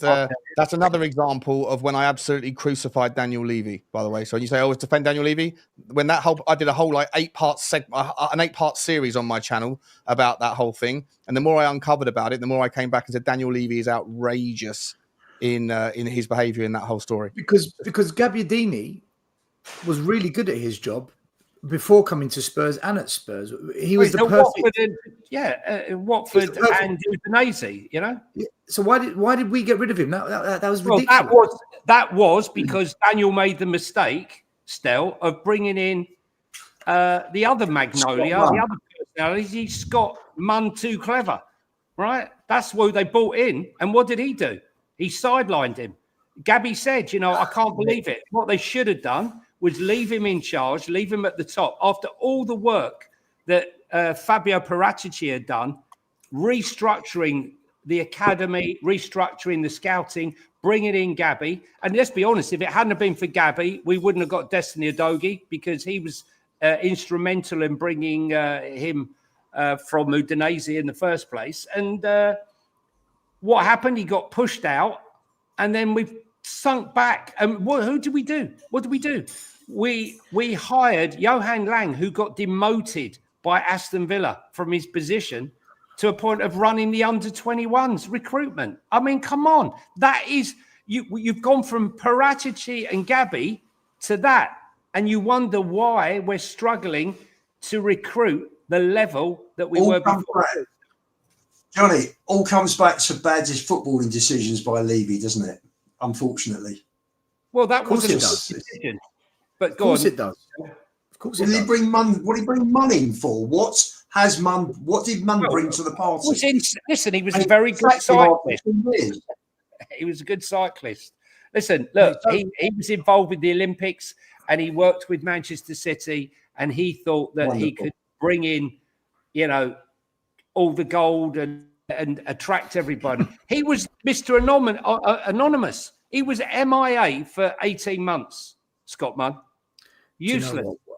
When we brought in Munn, even if he did reply to you, Johnny, even if they did reply to you. Do you know what? This is why I'm the way I am with this board. All these decisions, it's almost like he's trying to build a mates club. You saw it when Vinay came. That one of the most cringe bromance videos they put out.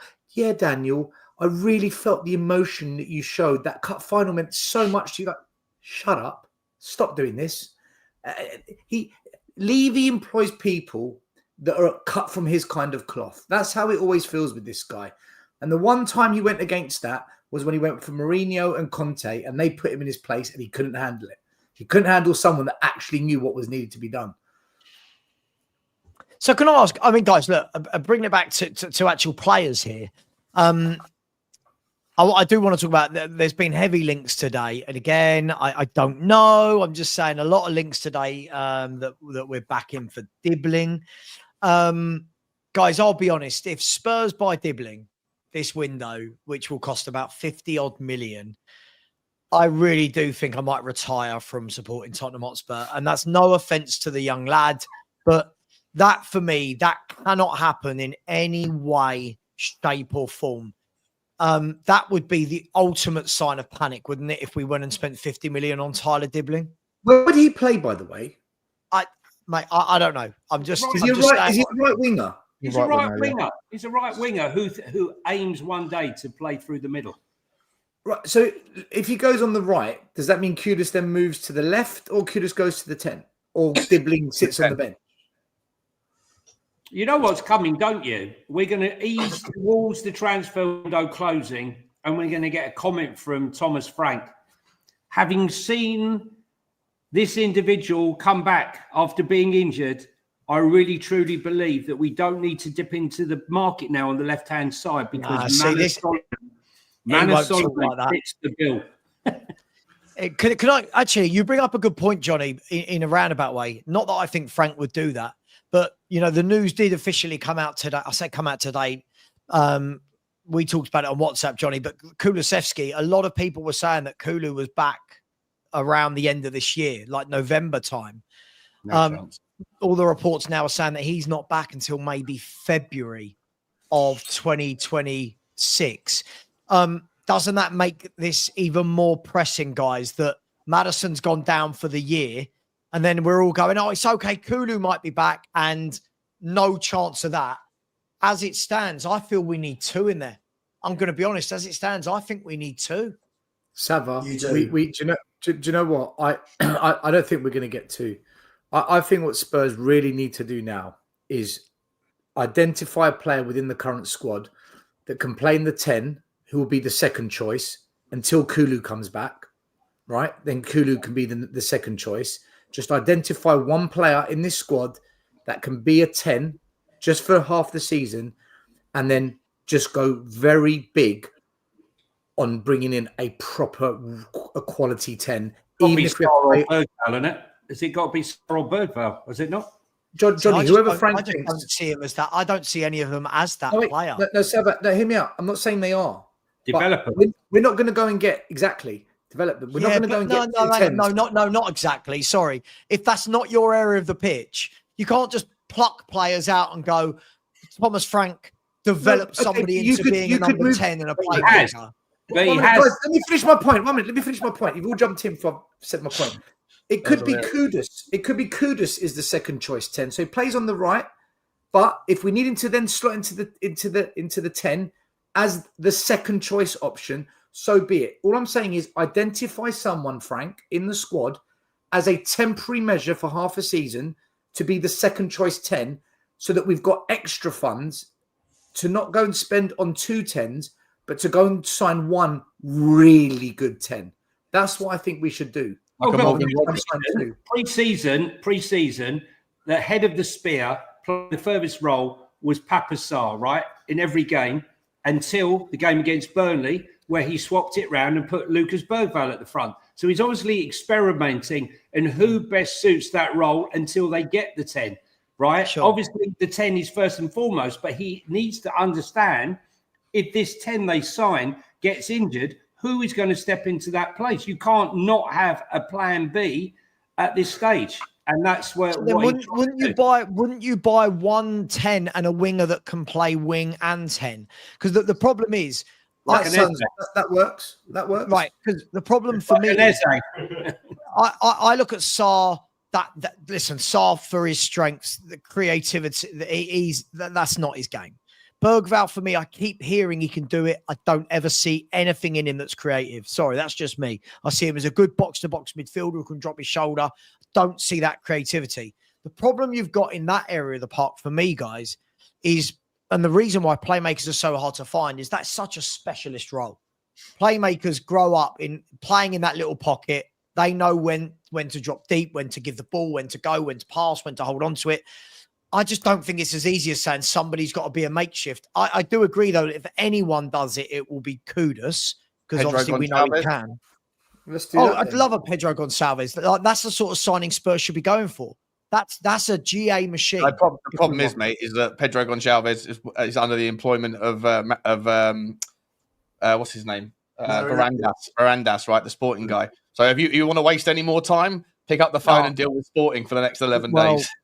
But this is the problem. This is why right now I would have, I said earlier in the window, I would have been looking at people to add into the squad at 35, 40 million, like Elliott, that can play in multiple positions. And I was told at the time, yeah, but these people don't move the needle. But this squad needs a few that can adapt and change and tricky on the ball. I'm genuinely concerned. I feel for Frank, but right now he's not got anyone who can get on the ball. No one. If you are going to look to have a second string there, and it's looking difficult to use that word again, to bring someone in before the end of the window. If you've got a problem, if there is a clause in Donnelly's contract, bring him back. He is a 10. He is a 10. Nah. No. They'd rather not have anyone at all, Sav. No. Yeah, but we just said Kudus can play there as the second choice. But then you take away from what Kudus is doing, what Kudus has started doing. So now. we need to sign another winger as well. We need a winger and a first choice 10. We needed a winger. We need, even before we lost this Eze deal, we needed a quality 10 and a left-sided winger anyway. We needed those two players regardless. Nothing's changed. There's 10 days left. Nothing's changed. We still need both players. Still, can I tell you? That's why I'd love, again, might be a pipe dream. That's why I'd like Akalush and Savio. And I'll tell you why. Savio can play on both wings. Kudus can play on both wings and in the 10. And Akalush can play right and in the 10. Right. That way, you've got all the bases are covered. Then you've got the Tells and the Odebergs and the Brennan Johnsons that can come on for the 20 minutes or whatever. I think something like that is what I would be looking at now. I don't know. I think we planned. I don't think we're getting Savinho, guys. I don't. No. I listen. By the way, Romano has just said for his 1,000th tweet about Savio. Do you want to know what he said? I'm sure you all desperately. We're trying again. It's difficult, but we're trying again. He said, "Are we edging? Are we edging?" Tottenham made new contact with Man City over a possible move for Savio.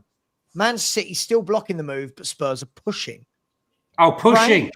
Frank is in love with Savio. That's what he said tonight. So there you go. Bomber tomorrow. Bomber. How much would you pay for Savio right now? What's 80 million pound or euros? I don't care. This is the problem. No, this is the 80 problem. million euros is 90 million pounds. So this is what I don't care. When you leave it until the last 2-3 weeks of the window, this is what clubs are going to do to you. You are going to have to pay to get quality. He's not worth more than 60 million, in my opinion. He will be one of the world's best wingers in 2-3 years. Trust me, he is class. Yeah, tell me something. If you want it badly, if you want it really badly, what is more desperate, pushing or edging? Thinking.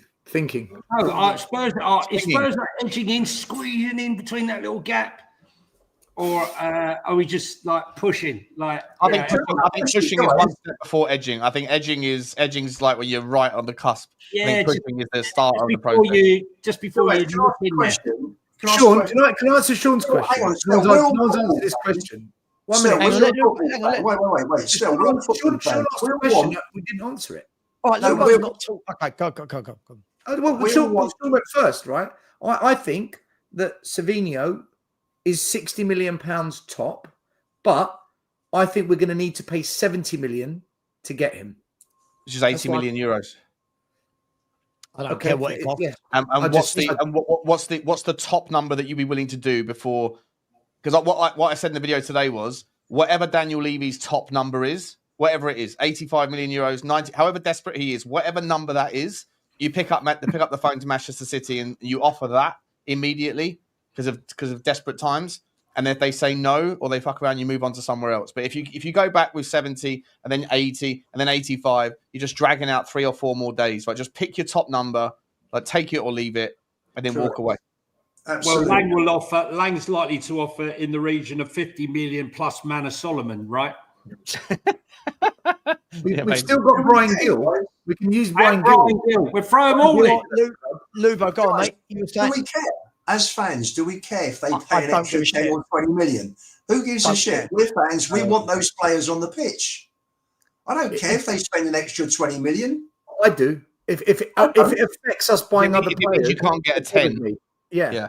But we know the money is there for both. We know the money is there for both. No, but if there's 150 million and you end up paying 90 million on Savinho, then you've only got 60 million left. Sean, it won't be. If you're paying 70 million I agree with Sean on this one. Sure. But the problem is, see, we're doing that thing again, right? We're doing that thing again where we're worrying so much as fans about overpaying. The other clubs' fans don't give a shit. This is the problem. I'm not seeing Liverpool fans having a conversation about it. No, I know. But if I woke up tomorrow morning and I see Spurs have signed Savio from Man City for 75 million, not one part of me says 75. I go, yes, we've got a proper top player. That's what I do. Isn't that the exact conversation that we always have regarding Richarlison and Solanke? Yeah, but he's levels. Like he's there, they're down here. But the principle of what you're saying is, why do we care? And yet every time we buy a player for too much money and they don't end up performing to that level, we end up using that as a stick to hit someone with, either the player or the owner. Yeah, or sure. When whatever. you buy average players and you spend massive money, Savio is not an average footballer. Savio is. It's all relative, isn't it? It's all relative. Well, look at Manchester United. Hang on, look at Manchester United, right? Anthony, 80 million. Jadon Sancho, 75 million. What's his name? Hoyland, 77 million euros. There's so many examples that show just because you spend a shitload of money on a talent doesn't mean make it successful. It's being smart with your money. And what I would agree with you, I totally agree. We don't care about how much has been spent, but if the pool is only 150 million, and by spending 80 million on Savio means that we can't buy the 10 that we desperately need, then I might have an issue with it. That's the only be able to? Well, we don't know what's available. We don't know what the budget is. We don't know Yeah, what I believe the budget hang on. is We bigger don't than know we what the budget think. is, but we know we offered 60 to 65 million for Savio, and we know we had 68 million on the table for Eze. So there's money. We were talking to trying to get Hincape in as well. Right. There's money. Guys, my point on this is, I think if we were talking about in June, beginning of July, I think we play this game with how's the money going to be divvied up. We're playing this game with 10 days of the transfer window to go. Realistically, how many deals you doing in the last 10 days, right? Right now, we need those two quality players in, a left-sided player or somebody who can play left and right or whatever, and a 10.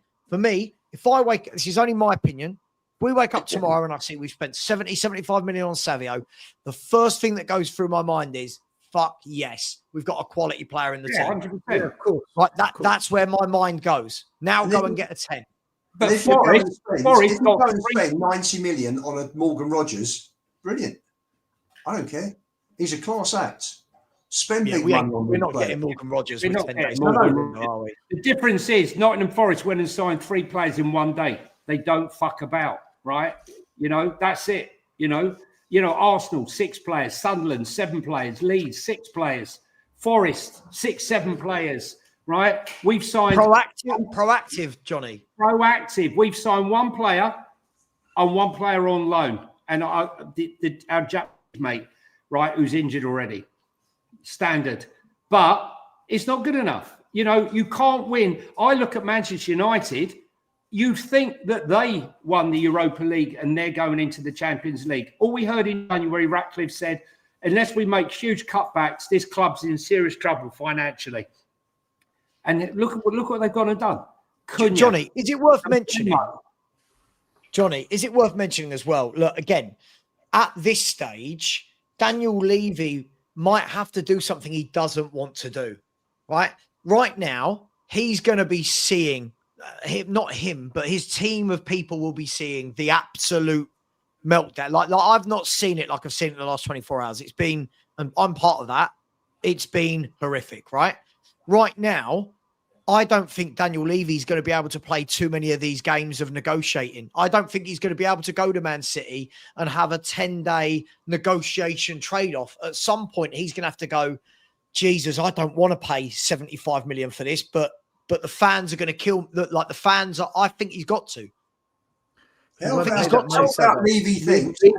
not spending that money on 1 player. I don't see that happening. How about Levy for once thinks about what's best for the football team? Just for once in 25 years, maybe break the habit of a lifetime. Right? Break the habit of a lifetime and think about. Sean's hat went. The thing is, can I ask you guys a question? If we get served up a bit of an arse whooping on Saturday against City, does Savio look at that and say, "Fuck that, I ain't going there"? I'm not going. I don't think footballers are. I don't think Savio would think like that. It's He the same needs thing. We minutes. always hear He every window, wants to don't we? come. He needs What minutes. if we get battered at the weekend? Does that make Levy jump into action? Does that make this player do that? Yeah, I don't yeah. think. Works both ways. I don't think. My opinion. I don't think Savio knows. I think he'd look at it and go, "I'm walking in that team." I don't know. Just opinion. Just an opinion. I don't see us getting Savio. One, because I think City are going to just squeeze the absolute living daylights out of this deal, and Levy just isn't going to give them what they ask for. And I just think if we get him, it'll be phenomenal. But listen, history tells me this ain't happening. I don't see Savio coming to Spurs. I really don't. I don't. I think it's telling he's not asked for a transfer. We're not going to. No, see. We're not going to pay the money, guys. We won't pay the money for this. Hang on. Can we have a conversation about this? Can we have a conversation about this, right? When fans say it's telling he's not asked for a transfer, have we not witnessed how many times players asking and handing in a transfer request isn't what fans think it is? Well, Pep look said, at Isak, right?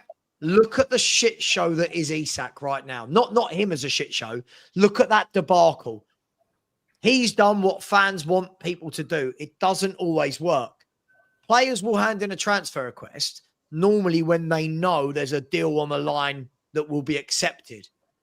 So if Savio hands in a transfer request tomorrow, let's say he hands in a transfer request, right? And then a deal can't be done with Tottenham. Now, Savio's got a very awkward time frame at Man City. Isak's not put in a transfer request. There's Vissa, but both of them have acted like arseholes. Look, Pep has actually said, right, they know my door. People who want to leave, they come and knock on my door. Rico Lewis knocked on my door and said, you know what? I want to stay here, boss. I don't really want to go to Forest. I said, okay, you stay here. Anyone who wants to be here can be here. And if you don't want to be here, knock on my door and tell me so. Right. And obviously he hasn't knocked on the door.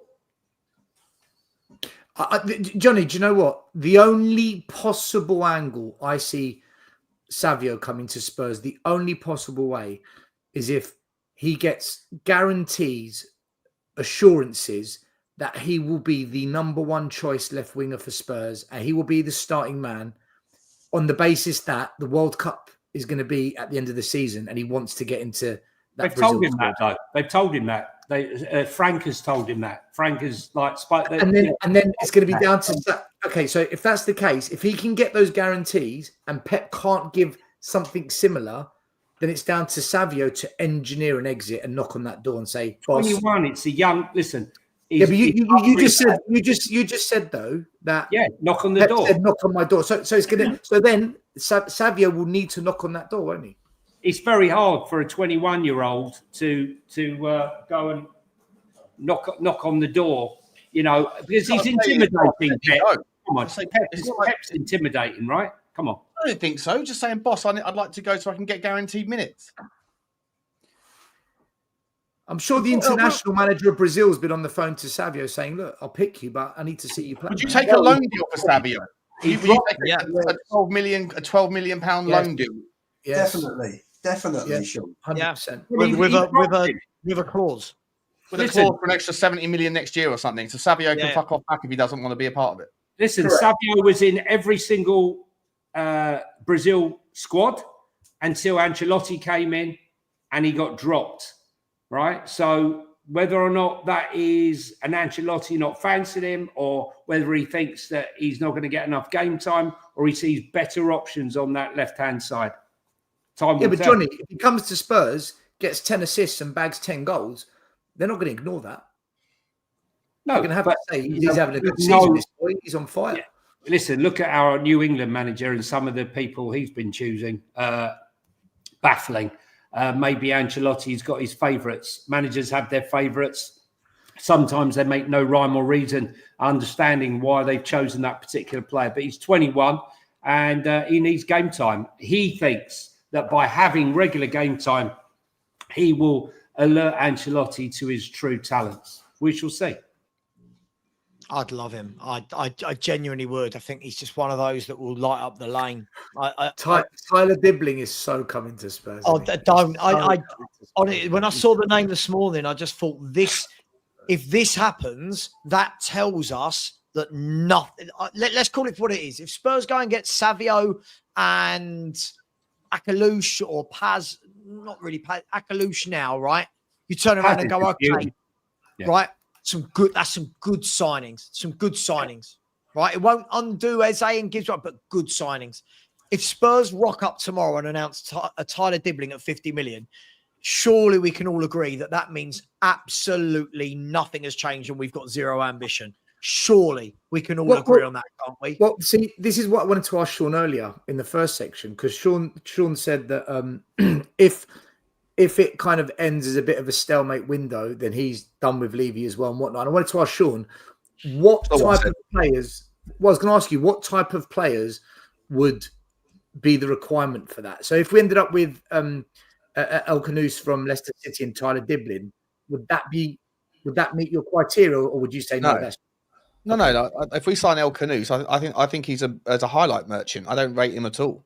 He might become a good player, but what I've seen of him on the Y Scout, I think for every time he puts a lovely little cross across the box, I think he puts three of them out into touch. I think he's just always worrying about this highlight merchant for me.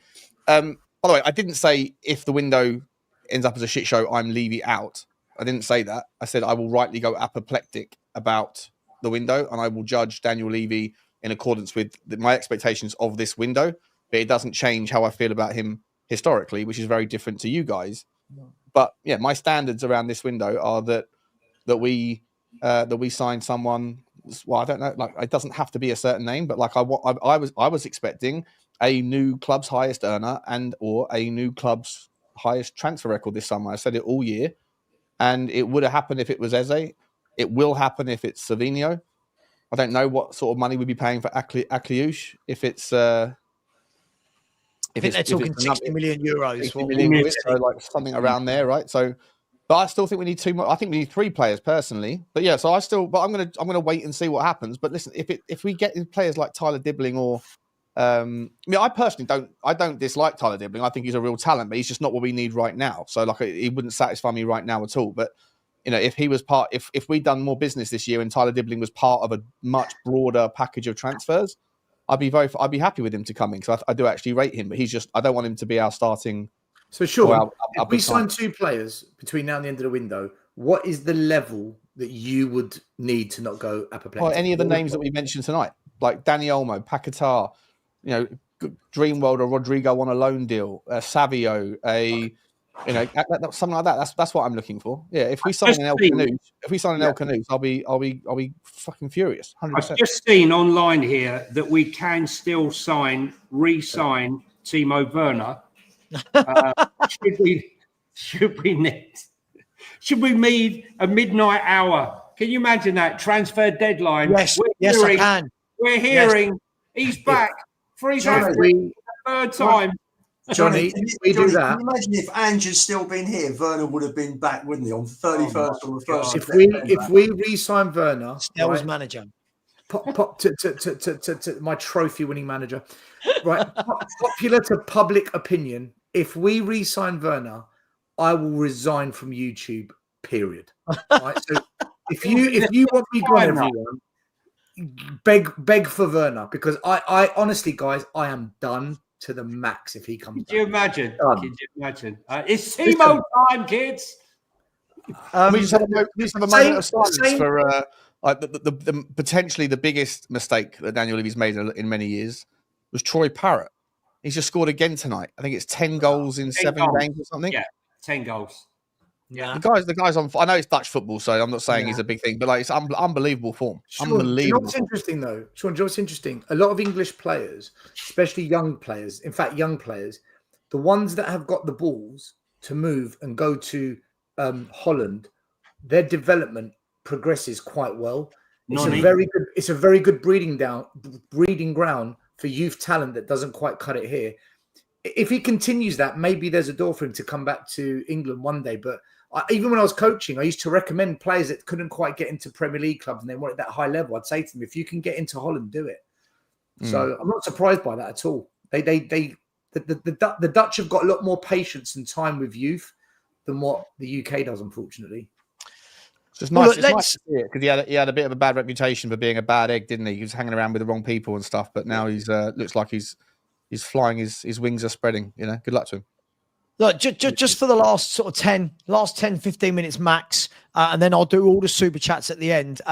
We have got Man City away. I mean, we kind of it seems to get lost, doesn't it? The transfer window really overshadows the actual football, which is why we support the club.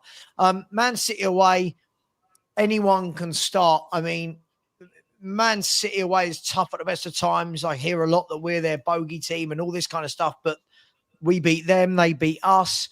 First time playing them without Son and Kane. Tough game. What are we expecting? Whoever. 5-3-2. 5-3-2. 5-3-1-1 is what it'll go. Same as he played against PSG, I reckon. He ain't got much more. I don't think he's got much option other than go with that, I think. We know he's going to change it up and then look to maybe catch him on the break like he did, with maybe Kudos and Richie, sort of bit of shithousery up front. I think if you watch the game and watch Reinders and Cherky and El Nouri, all of them, they looked, and Haaland, Man City really looked back to the Man City of not last year, but the year before and the year before that. They looked a bit of a machine. I know it's only the first game and you can't tell a lot, but they did look kind of scary to me in that game. And I think after this game, we got quite a nice little run of winnable games. So I would take this as a game where we sit back and we hit them on the counter-attack with 5-3-1-1 and see where we go with it. And as long as we avoid a bashing and we put up a good performance, I think defensively now is where he's at. And I like the fact that he says behind every great team is a great solid defence that doesn't concede goals. And after 63 goals conceded last season and 22 losses, it's very difficult just to flip a switch and change it. But what we did see with these defensive drills of the balls going in and making players throw their bodies on the line again and again and again and crossing these balls in, it's like a drill. And they're making them do this over and over and over again. And we saw against PSG, all right, it fell apart in the last 5 minutes. But for a lot of that game, we were closing balls down. We were throwing our bodies on the line, and it was something we didn't see. I expect to see a lot of that against Manchester City, and hopefully we can get something on the counter-attack. It's not going to be an easy game, I don't think, because he's missing that many players. Well, our left-hand side, to me, with Brennan Johnson, was pretty shambolic against Burnley. He was so weak. And so Pep will probably look to cut out the right-hand side. And then I don't think he's going to have much problem on the left because Jed Spence looked like he was berating or getting a bit annoyed with Johnson, not making the overlap runs, not making the runs until late in the game where, he made a good run and put the ball away beautifully. So I'm going to go 5-3-1-1 and try to hold out for a breakaway. Listen, I'll be happy with a draw, I'll be honest with you, in that game. Yeah, absolutely. Stel? Can I just get Johnny's prediction for our league table? What's your score, Johnny? Okay. I'm going to go 2-2. 2-2, okay. So much for my clean sheet, huh? 2-2. It's 3 points up for grab if you get it. I think we will set up similar to what we did when we played PSG. I agree with Johnny on that. However, I think Man City looked quite good on that first game and they look like they're on it, but it's only one game, so it's hard to judge. It's their first home game of the season as well. We've got this unbelievable record against them in 12 games. I think we've won 6, drawn 2, lost 4. And I don't know how we do it. I don't know. It doesn't matter who the manager is. We always seem to do something to that club. They must shit themselves whenever we get to play them. But this is the first time without Kane and Son. And I think we can get into that Man City defence. I'm not convinced by it. However, where PSG were really cold for the first 60 minutes when we played them, I don't think Man City are going to be cold. And we're not going to get the goals that we did against PSG. We should have put 4 past PSG, to be fair. So I think what will happen is it will be backs to the wall stuff. We will play on the counter-attack. When we get the chance to press and squeeze high with aggression, I think we will. 100%. I think we do score. But I think as the game goes on, like we did against PSG, and we tire, our lack of squad depth will show. And I think Man City will nick it 2-1 in the end. But we'll give it a good go and we'll walk out of there with our heads held high. But we won't. I don't see us getting anything from it. So I'm going 2-1 Spurs. 2-1 Man City, sorry. Yeah, 2-1. Okay, so Johnny's gone 2-2. Stel's gone 2-1 to City. Lubo, City or Tottenham? What's going on? What do you think is going to happen? Well, I didn't get it right. Well, I got 2-0 last week. I got 5-1 PSG. So You're on a roll. I've got to think about this one. I think we'll score. I think Frank gets a really good idea of where the team is after a test like this on Saturday, and I've got to go. I think they'll just be too strong for us, and I've got to go 3-1 City. 3-1 City. Sean, City? 1-1. Spurs? 1-1. Yeah. I was going to go 2-2, but I can't be sharing maximum points with Johnny. So, come on, Sean. We share everything else, mate. What's that? We share everything else. Why not? We do. No, but yeah. I feel like I'm going to be. Yeah, no. Go on then. 2-2. Yeah, 2-2 is what I actually think. But I thought because Johnny took it, I thought we'd like to be different. But I'll go 2-2. Yeah, but Sean, if you're both right, you protect your lead, don't you? Yeah, mate, my league's protected from now until May, mate. I wouldn't worry about that. Oh, listen to this. Listen to this. I'm gonna throw the cat amongst the pigeons and back my man Frank. I think Spurs are gonna nick a really ugly 2-1 win. Stod it. I'm going for a 2-1 win to Tottenham. Whether I believe that or not, I'm not sure. I'm gonna go with a 2-1 win. Can we all like? It's not going to affect the scores, but can we all predict if we all think that Tottenham are going to score? Who's going to score for Tottenham? Romero from a corner. Richie. A long throw, a Danzo long ball. Yeah, the two centre backs will combine. Yeah. Nice. For me, it'd be Richie and Kudus. Oh no, I'm going to go Richie and Mickey van der Ven with a header. I'm going to go Brennan Johnson. I'll say again, Richie will score his goals, as I said the other week. And I'll go for Richie on Saturday. Look, all these people are shameless. They've all wanted him to leave all summer, not Johnny, but all summer. We've got to get rid of Richie. Now, he scored against Burnley. Now he's going to score in every professional game he plays, this guy. Savva. I'm going to go for Pape Sarr last-minute equaliser. And his shirt's going to come off and he's going to slide for like 40 metres on the glistening pitch on his knees. And pull his hamstring. And pick up his second yellow and miss the next 3 games. The positive is we're playing City at the beginning of the season. Yeah. Right. But what I saw of them the other day, I think Stel is absolutely right. I think, you can get a City's defence, especially when Rodri isn't playing. However, some of their forward play did make me go, oh shit, I don't really want to play. And the worrying thing is you go, oh, well, Bob might have not done a lot. I'll tell you what, let's get him off and bring on Rayan Cherki. Oh, Doku's not done a lot. Don't worry. Omar Mamouche can come on. It's frightening, isn't it? So, but I'm gonna go with a 2-1. I don't think it's gonna be pretty. I don't know how it can be pretty. I will say this until I'm blue in the face. Until we get a playmaker into that team, I don't know how it can be pretty. There is no ball player in the midfield or in playmaker. So I think it will be a hard-working, workman-like performance. Bentancur, Paulinho will be straight back in there. Probably Papa Sarr to be the third man to track someone like Reinders with his runs. And then it will be Kudus and Richie on the counter-attack. So I'm going to go with that. 2-1. And who's going to score, Sav?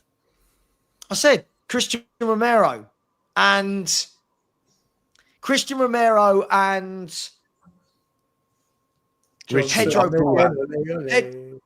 Porro and Christian Romero. 2 of the back 5. Are we saying then that Yves Bissouma will be at home on his balloons rather than on the bench? Yep. I don't see him playing another game. I could be totally wrong, but I don't see him playing another game for us. No. Not at the moment. I wanted to ask you guys to make this league table a bit more interesting. In the chat as well, just to get some ideas from you. I think whoever wins the league at the end of the season has to give up one of their children. Sure, I'll do that. I'm all for that. I haven't got any. That sounds great. Same. Yeah. But I think the person that comes last should have to buy a prize for the one that comes first. So Okay. there's something to play for. So what's the prize going to be, people? What's the prize? It depends. It's got to be a personal prize, right? Personal prize. Like if I come like last, Secret Santa. If I come last and Lubo comes first, I'm going to buy him a meeting with Daniel Levy. Yeah, something to do with Daniel Levy. I don't know, something a year-long subscription. Lunch with Levy. So Oh my God. Lubo would love that. Please do. Please do. Can you imagine? Do you think we'd get past the first course before he walked out? Yeah. I reckon you would shit your pants if you had a meeting with Daniel Levy. Sam, I think he would wrap you around his finger like an erectile. He would. Lubo would be getting a selfie. Hello, Daniel. Yeah. Oh my God, Daniel Coys. Daniel Coys. Thank you for Archie. Thank you, mate. Thank you for Archie. Yeah, we know you, Lubo. I might take a video of a message for Sean.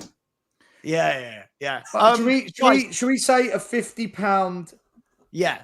Spurs gift voucher or something. A £50 prize. We can figure the £50 prize. There we go. All right. £50 prize. Done. But not from the Spurs shop still. Well, it's up to the okay, look, we'll sort it out. But the loser of the league table has to pay the guy that comes top. So we've got I'll just take a crisp £50 note, please. Thank you very much indeed. That's all I need. I'll just have a £50 super chat. Yeah. No, YouTube take part of that. Actually, that's a good point. YouTube, look, guys, let me do the super chats and then we'll round off the show. What I will say is, guys and girls, thank you very much. Lots and lots of likes tonight. I mean, we're on 1,100 likes, just 7 shy of 1,100 likes. Thank you very much. Really appreciate you. Nearly 200 subscribers tonight as well. So thank you very much for your support. Let me rattle through these as quickly as I can and we'll be out of here. Where are we? Big up to William McKenzie. To protest together. Let's stop arguing and moaning, dragging each other down. Put this energy into a massive protest. Get behind Frank and the team. I'm behind Frank and the team. Just saying. Some people on this panel aren't behind Frank. I'm just saying. Just looking into the top left. Just saying. Big up, William. Thank you very much, my man. Big up, James, who said, Savva out. Absolutely. Savva out. Why not? Everyone agrees with you. Savva out. Big up to you. Freddie JD has said, Arsenal building a statue of Levy. Oh, that'd be funny, wouldn't it? Hugging Sol Campbell. That'll go down well, wouldn't it? Big up to you, Freddie. Big up to Waka Coys. Said just because I feel left out, never feel left out, man. You're all welcome here. Thank you very much. Really appreciate you, Waka. Thank you very much. Just while I'm doing this, could one of the panel please find me somebody to redirect to? Please, just while I'm doing these, that would be amazing. Somebody we can help out and support. You know, like we like to monopolize. Somebody we can really help out and support. Big up to Come On New Spurs New York. Said Sean, you can take it. No personal attacks. Big up to you. Thank you very much. Here's Blaine Dev's come in and said, open invite, Savva. I'll take one for the team and instead compliment everyone on the panel for streaming daily, dedicating their time to entertain us trolls. Yeah, big up to you. It's amazing, isn't it, how many YouTubers give up their time and how much shit they get for giving away free content. It is mind-blowing, but thank you very much. Really appreciate you, Blaine. You've always been very generous. Thank you. Jamal Duncan said Savva looks like Alf. Oh, Alf as in from Alf. Alf. The alien thing, that thing. Do you mean this thing? Because the next super chat is, hi, it's me, Alf. Very funny. Do I look like that? Sure. Yeah. Yeah, my wife must have horrible taste. Horrible taste. Big up to you. Thank you very much. Will North has said, open invite, best Spurs panel on YouTube, lads. Thanks a lot. Sean equals my GOAT. Haters can jog on, respectively. Sean. Big up to you, Will. GOAT. Very generous man. Very generous Sean man. is the GOAT. Big up to you. Thank you very much, Will. Really appreciate it. Big up to Martin out there in Spain who said other clubs will rub their hands when Levy calls. 10 days to go. It's going to happen. It's going to happen. I've got a feeling, by the way, it's going to happen as well with a lot of clubs in the last 10 days. Not just us, but we are desperate. Big up to you, Martin. Thank you very much. Tottenham Trevs. Thank you very much. He said, save the window with this chairman and board. Have we not learned anything? This chairman is like cancer. Nobody wants to deal with it. He's a liar. I wish I hadn't have read that out in real time, if I'm honest. Apologies. Can we do that? Can we have these talks, but without the cancer word? Just feel like it's a Savva, can I quickly say something on this very quickly? I'll keep it brief. Sure. Tottenham Trevs, I get your anger, I get your frustration. I'm totally with you all the way. This language, though, it kills the protest. Those that are against it, they will beat us with a stick when we use these terminologies. You can't be using these words, and just that certain things don't say it works against us. But I get your anger. Don't just not say it because it works against. Like, don't say it because it's a really bad thing to say about anybody. That too. Yeah. Look, apologies. I should have read the whole thing before I read that out. And it's used against. It's also a cheap shot that's used against Sean, myself, and anyone someone doesn't like that doesn't fit their agenda. Guys, if you don't like what I say, what Sean says, what Lubo says, what Savva says, and Stel says, is a very easy answer. Switch off, right? That's all you got to do. You don't need to listen. No one's forcing you here, but you love it, really. That's the truth of it. You love the drama. You love the spice. And that's why you're sat here in your thousands. There was 3,000 here at one stage watching it, you know? Absolutely. So, big up to Coys New York said, don't attack Sean personally, please. It's football. Absolutely. It is football. P.S.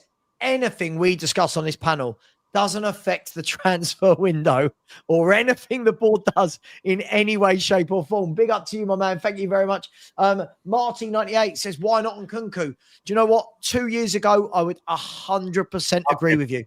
Yeah. 2 years ago, class. The last 2 years, just his injury record is just like it's like a book. It's huge. But big up to you, my man. Martin Knightsbridge coming again and said 4 out of 10s. I've made many happy. Don't knock them. Right. You're always there then. You're obviously They were 6 out of 10 when you had them though, Martin. Afterwards, they were 4 out of 10. Yeah, unfortunately, that's why you've got to make sure you approach while it's still dark, early doors. You've obviously wait till the lights have come up. You know, strike early. Johnny, you sound quite experienced. Johnny, well, mate, I was the 4 out of 10 waiting to be taken home when the lights came up. That's what it was. Mate, I never fucked around. I struck early. Let me get through it. With Jordan, big up to you, very generous. I said, with every passing day, the decision not to go for someone like Grealish on loan just looks very silly. Grealish on loan could have played in the 10 role and we could have used the funds for Savio's player wing. Listen, I think when we get to the end of the window, I think we're going to look and wish that a number of the players we had said, he isn't good enough, we don't want him, he doesn't move the needle, we will look back and say, we could have, but woulda, coulda, shoulda. Let's see. 10 days to go. Big up Jordan. Wes said, you lose your loyalty bonuses if you hand in a transfer request. Absolutely. That's why Isak didn't. It had cost him millions. Yeah, and there is such a thing as professionalism. I don't think everyone's got to force a there's a difference between a player saying, is that real? What's that? From Eze. Can't lie, dodged a bullet there. North London is red. Is that real? Go onto his main account and see if I don't it's have on Instagram. There. I don't know. Oh, right. I don't know. Wes, the thing is as well, I think that people have got to understand. We always If ask. he did, I'm glad he's not come to us then. We always ask for every player to hand in a transfer request. But you've got to remember as well, there's a difference between a player being open to joining and actively hating the club he's at and wanting out. I think there's a huge difference. Big up to you, Wes. Thank you. Cap Funt has said Liverpool in for Rodrigo, changes it for Savio. I don't know, mate. I genuinely don't know if Liverpool are in for Rodrigo or what have you, but maybe. Let's see. Cap Funt said, let's get Anthony Gordon. I can assure you this one is happening. There is as much chance of that happening as this channel being on 100,000 subscribers when we wake up tomorrow morning. Anthony Gordon is going to, and Anthony Gordon has got 5 years left on his contract. He is homegrown and one of Newcastle's star players. In no reality are we rocking up to Newcastle and taking this bloke. Sorry, it's not happening. That's the sensible side of me is. Anyone on the panel disagree? Anyone think that that's a doer? No. Can I just say, look, everyone said I was mad 3 years ago when I said we shouldn't be getting Richarlison. We should have been getting him. Everyone said I was delusional. He was brilliant then. He's gone on to brilliant things. When Everton lost 5-0 or whatever, he was outstanding. Just news here. Morgan Rogers has told the Times that he is very happy at Aston Villa. There have been reports linking him with a number of Premier League clubs this week, but Rogers says he is definitely not thinking about any speculation and he's really enjoying life at Villa. I'm happy here. I love football. I love nothing more than just coming out of that pitch and playing football. And that's what I'm doing. I don't think about anything else. I can't predict the next 12 months or anything in the future. It's just about playing football, enjoying my football and showing everybody what I can do. Doesn't sound like a guy that's very happy and eager to move. Michael Bridge said earlier, didn't he? Michael Bridge said earlier on Sky Sports that there's nothing between top. Listen, I think it's a nice to have, but again, you're not going to Aston Villa and taking one of their best players. It's just not who we are. It would be an insane amount of money. Big up to you, Cap Funt. Really appreciate that. Krista Scorpion Nyland, thanks for coming back in and said Marcus Asensio on loan. Would that work? I'd absolutely bite your hand off right now for Marcus Asensio. But I don't know about the panel. For me, he strolls into this team. For me, loan, easy, loan, nice, easy loan, no problem.